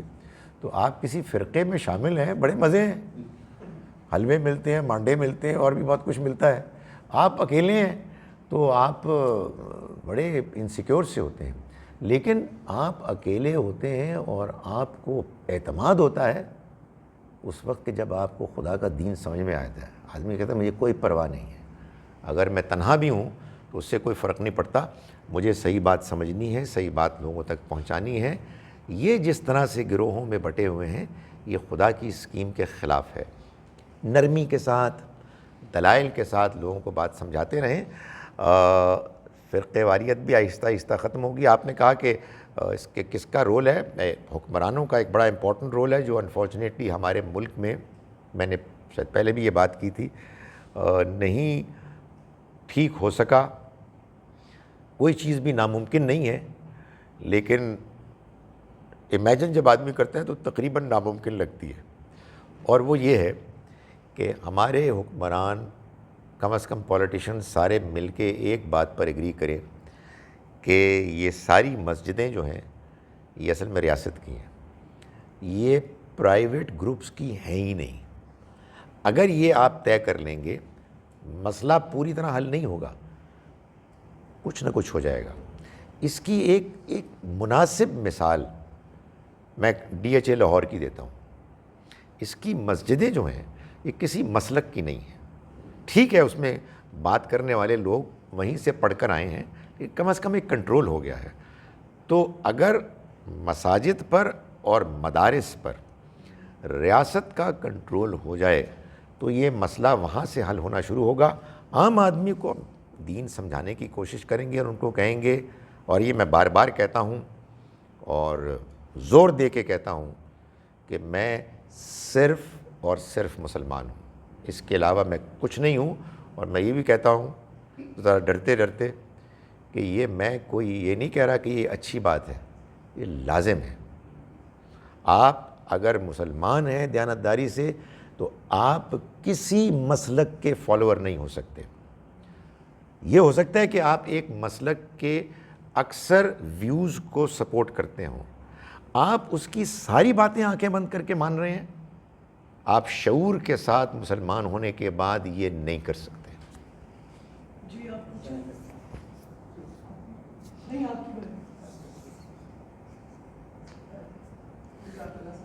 حکمرانوں کے بارے میں جو میں نے بھی ڈسکس کیا کہ انہوں نے یہ کہا جہاں تو جب اس وقت پیلسٹائن, کشمیر اور انڈیا میں لوگوں کی مسلمانوں کے ساتھ ہو رہا ہے اور لوگوں کے دل کافی تڑپ رہے ہیں, تو اگر حکمران اس کے بارے میں کوئی ڈیسیژن نہیں لیتے تو کیا حکمرانوں کے اوپر وہ جواب دہ ہوں گے اللہ تعالیٰ کو اس چیز کے؟ اور دوسرا کیونکہ سب سے زیادہ کوشچن ہمارے اوپر باہر کی ملکوں میں یہ ہوتا ہے کہ آپ قتل کا دیتے ہیں, اپنی قرآن شریف میں لکھا ہے, تو ایگزیکٹلی کون سی صورت ہے جو ہم ان کو ایکسپلین کرنے کے لیے دیں کہ اٹس ناٹ ٹرو کہ ہم we are religion of peace, تو ایک کوئی صورت ان کو بتا دیجیے جس پہ گزارش یہ ہے کہ جو دوسری بات ہے اس کا جواب یہ ہے کہ آپ ان کو یہ بتائیں کہ قرآن مجید نے اس کو ایمفسائز کیا ہے کہ کسی جان کا لینا پوری انسانیت کو قتل کرنا ہے. یہ سورہ مائدہ سورہ نمبر 5 کی آیت نمبر 32 ہے. اور ایک جان کو بچانا پوری انسانیت کو بچانا ہے. مگر یہ جب آپ بات بیان کریں گی ڈاکٹر صاحبہ تو آپ 25% جواب دیں گی, 75% جواب ابھی آپ کو دینا ہے, اس لیے کہ ہم مسلمانوں نے پوری کوشش کی ہے کہ اس اصول کو ہم نگیٹ کریں. تو پھر آپ کو سمجھانا ہوگا, کیونکہ آبویس سوال یہ آئے گا کہ پھر یہ جہاد کیا ہے, پھر یہ مرتد کی سزا کیا ہے, پھر یہ بلیسفمی کی سزا کیا ہے.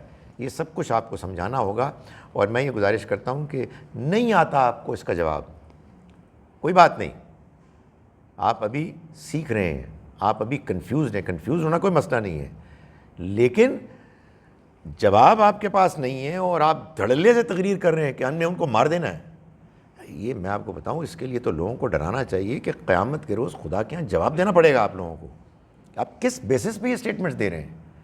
تو ان کو یہ بتائیں کہ یہ پیس کا ریلیجن ہے، اور اس میں، اور یہ بھی بتائیں ان کو سورہ حج کی آیت نمبر 40 کوٹ کریں، 39 اور 40، کہ اللہ تعالیٰ نے جب جہاد کا حکم دیا تو آپ دیکھیں کتنی خوبصورت بات ہے کہ اللہ کو سمجھانا پڑا کہ دیکھو معلوم ہے یہ تمہیں کیوں کہہ رہا ہوں، بٹوین دا لائنز کا مطلب یہ ہے I can understand your reluctance, لڑنا ٹھیک نہیں ہے، لیکن بات یہ ہے کہ ہم کیا کریں، اگر ایسا نہ ہو تو عبادت گاہیں مسمار ہو جائیں۔ یہی بات سورہ بقرہ میں بھی اللہ تعالیٰ نے کی ہے کہ لوگوں نے یہ کہا کہ یہ اگر ہم جائیں گے اور لڑیں گے تو کیسے لڑیں گے، وہ تو محترم مہینہ ہوگا، تو اللہ کا گھر ہوگا۔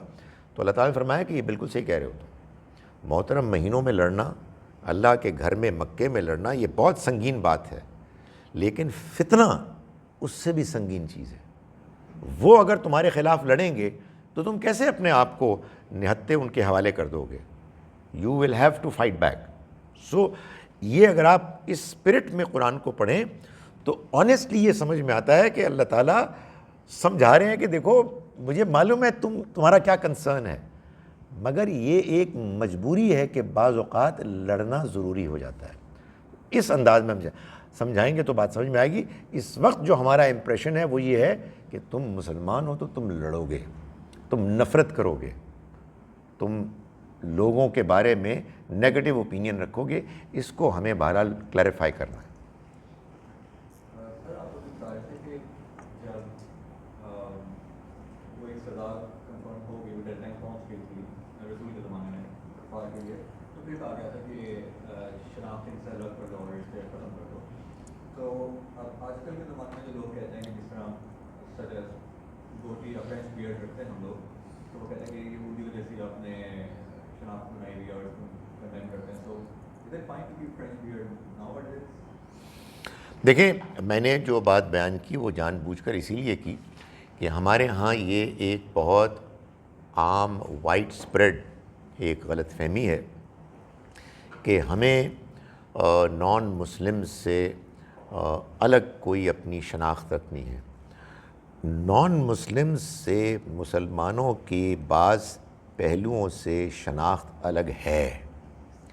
ہم 5 وقت نماز پڑھتے ہیں، وہ نہیں پڑھتے، ہم رمضان کے روزے رکھتے ہیں، وہ نہیں رکھتے، ہمیں موقع ملتا ہے ہم حج عمرہ کرتے ہیں، وہ نہیں کرتے، ہمارے ہاں ایک خاص فارمولا ہے زکوٰۃ دینے کا، وہ نہیں دیتے، عید کی نماز ہے ہمارے، یہ کافی ہیں۔ اس کے علاوہ ہم ان سے اپنے آپ کو فرق کریں، ایک تو یہ کہ بالکل یہ دین میں مطلوب نہیں ہے۔ آپ کے خیال میں فرینچ داڑھی آپ کو اچھی لگتی ہے، بے شک رکھیں۔ آپ کے خیال میں سر کو ٹینڈ سے آراستہ کرنا ہے، بالکل کر لیں، جو مرضی کریں، کوئی ایسی چیز نہ کریں کہ جو انڈیسنٹ ہو، لیکن گزارش یہ ہے کہ ہم جو دین کے احکام ہیں، شاعر ہیں، ان کو بس ہم اختیار کریں اور لوگوں سے کٹنے کی جگہ لوگوں سے جڑیں۔ ہمارے پاس ایک پیغام ہے، محمد صلی اللہ علیہ وسلم پوری دنیا کے لیے اللہ کے نبی رسول ہیں، اس وجہ سے ہم افورڈ ہی نہیں کر سکتے ان کی دشمنی۔ میں یہ کہتا ہوں کتنی بڑی کنٹرڈکشن ہے، ایک جانب تم یہ کہتے ہو کہ آپ ساری دنیا کے پیغمبر ہیں اور دوسری جانب تم کہتے ہو میں تم سب سے نفرت ہے۔ فور گاڈ سیک یار، کس دنیا میں رہ رہے ہیں ہمارے لوگ؟ جی سر، ہمارے یہاں ایک عام سوال یہ اٹھایا جاتا ہے کہ اسلام جو ہے وہ غالب ہونے کے لیے آیا ہے، تو اس کو ہم نے غالب کرنا ہے، اور ہمارے علماء بھی اس کو پروموٹ کرتے ہوئے نظر آتے ہیں، اور اس میں دلیل اس چیز کو وہ بنا رہے ہوتے ہیں کہ جیسے کہ آپ نے اپنی گفتگو میں ذکر کیا کہ رسول اللہ صلی اللہ علیہ وسلم کے مخاطبین کے اوپر اتمام حجت کے بعد جو سزا نافذ کی گئی وہ رکھی گئی ہے، اس کے بارے میں آپ کیا؟ جی، یہ بھی ایک اہم بات ہے جس کو کلیریفائی ہونا چاہیے کہ ہمارے ہاں بہت سے علماء یہ کہتے ہیں کہ اللہ تعالیٰ کا یہ حکم ہے کہ یہ دین غالب ہونے کے لیے آیا ہے، یعنی مسلمان جب دین کو پیش کریں، اس کے احکام کو بیان کریں، تو ان میں یہ ایک ضروری بات بھی بیان کریں کہ اسلام کو معاشرے کے اوپر غالب ہونا ہے، اور یہ مسلمانوں کی ذمہ داری ہے کہ وہ اس کو انشور کریں۔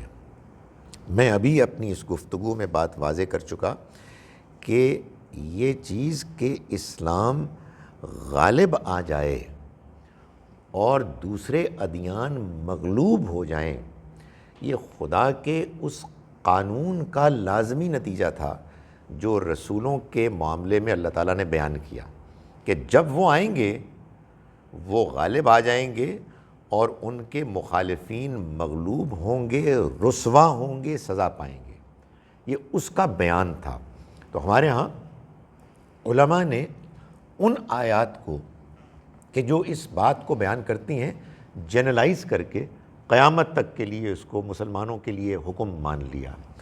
میں یہ کہتا ہوں کہ اسلام کو غالب ہونا ہے، یہ میرے دل کی بھی تمنا ہے۔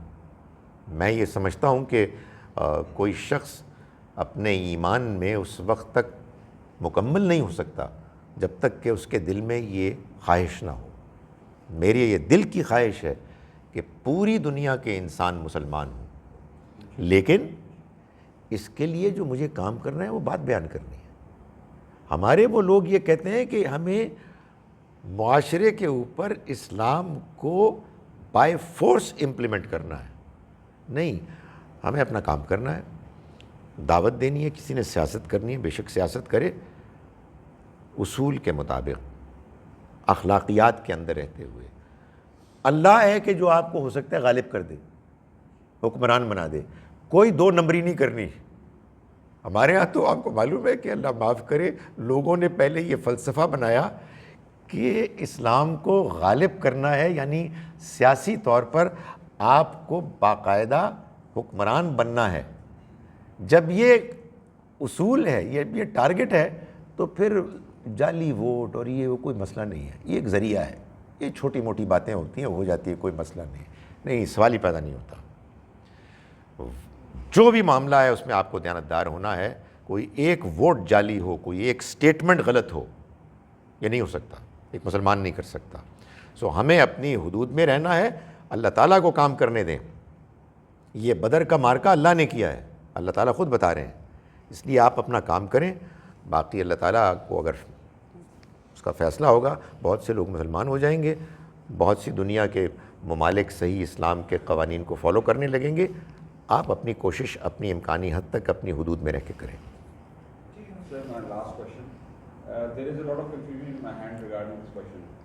میں نے اکثر سنا ہے، میں جمعہ کا بیان سنتا ہوں مسجد میں جا کے، وہ یہ ایک بات اکثر کرتے ہیں کہ جس نے کلمہ ایک دفعہ پڑھ لیا مسلمان ہے، وہ ایک نہ ایک دن سزا پانے کے بعد جنت میں ضرور جائے گا۔ اس کے بارے میں کچھ سمجھ دیجیے گا۔ دیکھیں، گزارش یہ ہے کہ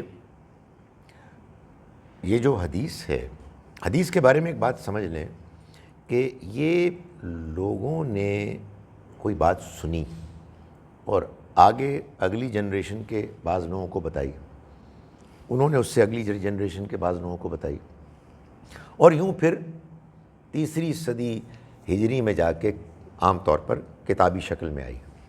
اس میں بہت کچھ ایسا ہوتا ہے کہ لاس آف انفارمیشن ہو جاتی ہے، کچھ چیزیں ڈراپ ہو جاتی ہیں، کچھ چیزیں ایڈ ہو جاتی ہیں، ناٹ نیسیسریلی انٹینشنلی، یہ نیچرل چیز ہے۔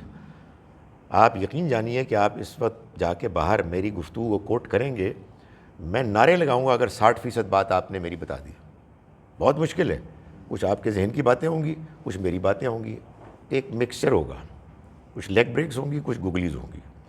تو یہ ہوتا ہے ہمیشہ۔ تو یہ جو کلمے والی بات ہے، اس میں بھی اور بہت ساری باتوں میں ایسا ہی ہوا ہے۔ اس لیے یہ ضروری ہے حدیث کے معاملے میں کہ جب آپ حدیث کو سمجھیں تو ایک ہی موضوع کی تمام احادیث کو جمع کریں، which is not an easy task۔ یہ بڑی irresponsible بات ہوتی ہے کہ آپ ایک حدیث کوٹ کر دیں اور کہیں یہ بس فیصلہ ہو گیا. ارے نہیں یار، یہ آپ کو ہمیں معلوم ہے کیا پروسیس تھا. سب کو آپ اکٹھا کریں اور پھر قرآن کی روشنی میں دیکھیں. تو میں آپ کو یہ سمجھا دیتا ہوں. نبی صلی اللہ علیہ وسلم نے جو بات فرمائی ہوگی وہ یہ ہے کہ جس نے کلمہ پڑھا لا الہ الا اللہ دل کے ساتھ، دل کی گہرائی سے، اور اسی کے ساتھ وہ فوت ہوا تو وہ جنت میں جائے گا. یہ بالکل ٹھیک ہے. مجھے لیٹ می ایکسپلین. اس کا مطلب کیا ہے؟ اس کا مطلب یہ ہے کہ اگر آپ کے اندر ایمان ہے تو یہ ضروری نہیں ہے کہ آپ فرشتے ہیں یا آپ پرفیکٹ ہیں. آپ سے غلط کام ہوں گے، آپ سے گناہ ہوں گے، ہو سکتے ہیں. جان بوجھ کر آپ نہیں کریں گے. اور جب ہوگا آپ کا کلمہ آپ کو توبہ کی طرف مائل کرے گا. وہ آپ کے اندر کا ایمان آپ کے اوپر شیطان کے غلبے کو دھکیل دے گا اور آپ دوبارہ صحیح راستے پہ آ جائیں گے. اگر اس سٹیٹمنٹ کا مطلب کچھ لوگ یہ سمجھتے ہیں کہ کسی نے کلمہ پڑھ لیا، اس کی تلاوت کر لی، تلفظ کر لیا اس کا، اور پھر وہ جھوٹ بول رہا ہے، رشوت لے دے رہا ہے، لوگوں کو تنگ کر رہا ہے، اور اسی پہ اس کی پوری زندگی گزر گئی، کبھی توبہ کی توفیق نہیں ہوئی. میں قرآن کی روشنی میں یہ آپ کو بالکل کلیئرلی بتاتا ہوں کہ اس کا جہنم سے نکلنے کا کوئی چانس نہیں ہے. قرآن کہہ رہا ہے. قرآن کے خلاف تو کوئی بات مانی نہیں جا سکتی. تاہم یہ بالکل ممکن ہے کہ ایک شخص ہے کہ جس کے دل میں کلمہ ہے، زندہ کلمہ ہے، وہ ایمان والا ہے، گناہ گار ہے، سٹرگل کرتے کرتے دنیا سے رخصت ہو گیا، گناہ بھی کر رہا تھا، پچھتا بھی رہا تھا. یہ ہوتا ہے. آپ میں کیسے ہو سکتا ہے؟ ہوتا ہی. ایک جانب بندہ کہہ رہا ہوتا ہے یار میں یہ رشوت لے رہا ہوں، اور دوسری جانب اپنے آپ کو ملامت کر رہا ہوتا ہے. مجھے یاد ہے آج تک میں شادمان کالونی میں دکان میں تھا کھڑا ہوا جو مسجد کے قریب تھی. وقت ہوگا کوئی 10-11 بجے صبح کا. مسجد کے اندر سے چیخ چیخ کے رونے کی آوازیں آ رہی تھیں. اس کے بعد بندہ جو باہر نکلا پڑا کوئی پتلون قمیص میں ایک عام آدمی تھا. تو آپ کو کیا پتا کہ جو بندے آپ کے خیال میں برائی کر رہے ہیں ان کے دل پہ کیا بیت رہی ہے، یہ اللہ ہی جانتا ہے. تو اگر اس کے دل میں کلمہ ہے اور وہ اس کے ساتھ کچھ غلط کام کر کے جا رہا ہے تو انشاءاللہ جنت میں جائے گا. لیکن یہ مطلب نہیں ہے کہ بندہ اس نے کلمہ پڑھ لیا اس لیے کہ مسلمان پیدا ہوا اور لوگوں کا مال ہڑپ کر رہا ہے، جھوٹ بول رہا ہے، دھوکے دے رہا ہے اور پرواہی اس کی کوئی نہیں ہے. اس کے لیے سورہ بقرہ کی آیت یہ کہتی ہے جس نے کوئی برائی کی اور اس کی برائی اس پر غالب آ گئی، چھا گئی، وہ آگ والے ہیں، اس میں ہمیشہ رہیں گے. اور یہ بتایا جا رہا ہے یہودیوں کو جو بالکل یہی بات کہتے تھے کہ ہمیں آگ اگر چھوئے گی بھی تو چند دنوں کے لیے. تو یہ جواب ہے. یہ مطلب لاسٹ کوسچن. سر جو قرآن مجید میں جن کا ذکر ہے، آپ نے جیسے فرمایا کہ وہ مسلمان جن کو اللہ تعالیٰ نے اپنی سزا کے نفاذ کے لیے ٹول کے طور پر استعمال کیا، انہیں کے بارے میں قرآن مجید میں یہ بھی ذکر آتا ہے کہ اللہ تعالیٰ نے کہا ہے کہ ان کو مردہ نہ کہو، وہ زندہ ہیں، وہ ہمارے ہاں رزق پر ہیں. تو یہ جو شہید کی اصطلاح ہے جو قرآن میں بالخصوص ان مسلمانوں کے لیے استعمال کی گئی ہے، اور اس کو ہم لوگوں نے اتنا زیادہ نارملائز کر لیا کہ وہ ہمارے ہاں کسی بھی ڈیوٹی آفیسر کے لیے بھی یا کسی سیاسی طور پر بھی کوئی شخص جو ہے وہ قبول ہو جاتا ہے تو اس کے لیے بھی استعمال کر لی جاتی ہے. تو ان میں فرق کیا ہے؟ دیکھیے گزارش یہ ہے کہ اللہ کا دین تو وہی ہے کہ جو قرآن مجید میں بیان ہوا ہے اور ہمیں اللہ کے دین کو وہیں سے سمجھنا ہے. لیکن ہم لوگوں کو تو پابند نہیں کر سکتے کہ وہ اللہ کے دین کی روشنی میں بات کو سمجھیں اور باتوں کو بیان کریں. ابھی سوال آیا ہے کہ جی جس نے کلمہ پڑھ لیا وہ جنت میں جائے گا، بالآخر جائے گا. تو ہوا یہ کہ قرآن مجید کے اس بیان کو سامنے رکھا لوگوں نے اور اس میں یہ دیکھا کہ اس میں یہ جو لوگ ہیں جن کا ذکر ہے وہ اللہ کے راستے میں قتل ہوئے. تو انہوں نے وہاں سے یہ بات لی. حدیث میں یہ بات آئی کہ جو حادثاتی طور پر مر گیا، گر کے مر گیا، وہ بھی شہید ہے۔ تو انہوں نے کہا جی کہ بس ٹھیک ہے، وہ قرآن ہے، یہ حدیث ہے، جو بھی اس طرح سے بیماری سے مر گیا وہ بھی شہید ہے۔ اصل بات کیا ہے؟ اصل بات یہ ہے کہ شہید شاہد کا مطلب ہے گواہ۔ کس چیز کا؟ اللہ کے دین، اللہ کے پیغام کا۔ جو اللہ کے پیغام کو سمجھتا ہے، مانتا ہے، اختیار کرتا ہے اور یوں لوگوں کے سامنے اللہ کے دین کا گواہ بن جاتا ہے، یہ شخص اگر اللہ کے دین کی گواہی دیتے ہوئے اس کے راستے میں مر جائے تو یہ تو اسٹیبلشڈ شہید ہو گیا۔ اور قرآن نے یہ بات صحیح ہے کہ یہ کہا ہے کہ ان کو مردہ مت کہو، وہ زندہ ہیں، اللہ کے پاس رزق پا رہے ہیں اور خوش ہو رہے ہیں اس بات کو سوچ کر کہ ابھی پیچھے ہمارے اور بھی ساتھی ہمیں جوائن کرنے والے ہیں۔ حدیث میں جو باقی باتیں آئی ہیں، میں ابھی ایک سوال کے جواب میں کہہ چکا ہوں کہ ہمیں ان کو قرآن کی روشنی میں دیکھنا ہے، تو اس کا مطلب اس کے سوا اور کچھ نہیں ہو سکتا کہ ایک بندہ ہے، اللہ کے دین کا گواہ ہے، وہ میدان جنگ میں لڑنے گیا، میدان جنگ میں اس کی وفات نہیں ہوئی، واپس آتے ہوئے کہیں پہاڑی سے گر کے مر گیا، واپس آتے ہوئے گھر میں آیا اور بیمار ہو کے مر گیا، یقیناً وہ بھی شہید ہے۔ لیکن کوئی اللہ معاف کرے ایرا غیرہ، اس کو دین سے کوئی دلچسپی نہیں ہے اور وہ حادثے سے مر گیا، وہ شہید ہی کیسے ہو سکتا ہے بھائی؟ یہ وہی والی بات ہے جو میں بار بار کہہ رہا ہوں کہ ہماری قوم کنٹرڈکشنز میں جینے کا بعض اوقات آپ کو شوق ہو جاتا ہے، آپ شاید پریشان ہو جائیں، آپ کو ڈپریشن ہو جائے اگر آپ کلیئر ہو جائیں، تو لوگوں کو کنفیوژن اور کنٹرڈکشن اتنی پسند ہے۔ مزید اس میں ترقی یہ ہوئی کہ ہم رہتے ہیں سب کانٹیننٹ میں، یہاں صرف ہم ہی تو نہیں رہتے، کرسچنز بھی رہتے ہیں، ہندو بھی رہتے ہیں، سکھ بھی رہتے ہیں۔ جب ہم نے یہ طے کر لیا کہ ایک پولیس والا اپنی ڈیوٹی دیتے ہوئے مرے گا تو وہ شہید ہے، تو وہ سکھوں کا بھی شہید ہے، ہندوؤں کا بھی ہے، کرسچنز کا بھی ہے، اور ہم ان کو روک نہیں سکتے۔ اس لیے ہم یہ بات کہتے ہیں، ایک بعض اوقات آپ کو ایک کمپرومائز گفتگو، ایک سیاسی بھی تو طریقہ اختیار کرنا چاہیے نا، تو اب ہم یہ سٹیٹمنٹ دیتے ہیں کہ ایک شہید وہ ہے جو قرآن نے بیان کیا ہے، وہ تو اللہ کی نگاہ میں شہید ہے، اور ایک اب یہ ہوا ہے کہ لفظ شہید مذہب کی دنیا سے نکل کر ایک عام معاشرے کا لفظ بن گیا ہے، جس کو استعمال کیا جاتا ہے ہر اس شخص کے لیے کہ جو اپنی قوم، اپنی سوسائٹی کی خدمت کرتے ہوئے مارا جائے، تو یہ اس کے لیے احترام کا لفظ ہے۔ اس کا کوئی تعلق اس بات سے نہیں ہے کہ اس کا موت کے بعد اللہ تعالیٰ کے یہاں کیا انجام ہوگا، اچھا ہوگا، برا ہوگا، ہمیں یہ کہنے کی کوئی ضرورت نہیں ہے، لیکن بہرحال یہ اب مذہبی اصطلاح کے طور پر استعمال نہیں ہوتا۔ Thank you everybody. Thank you very much.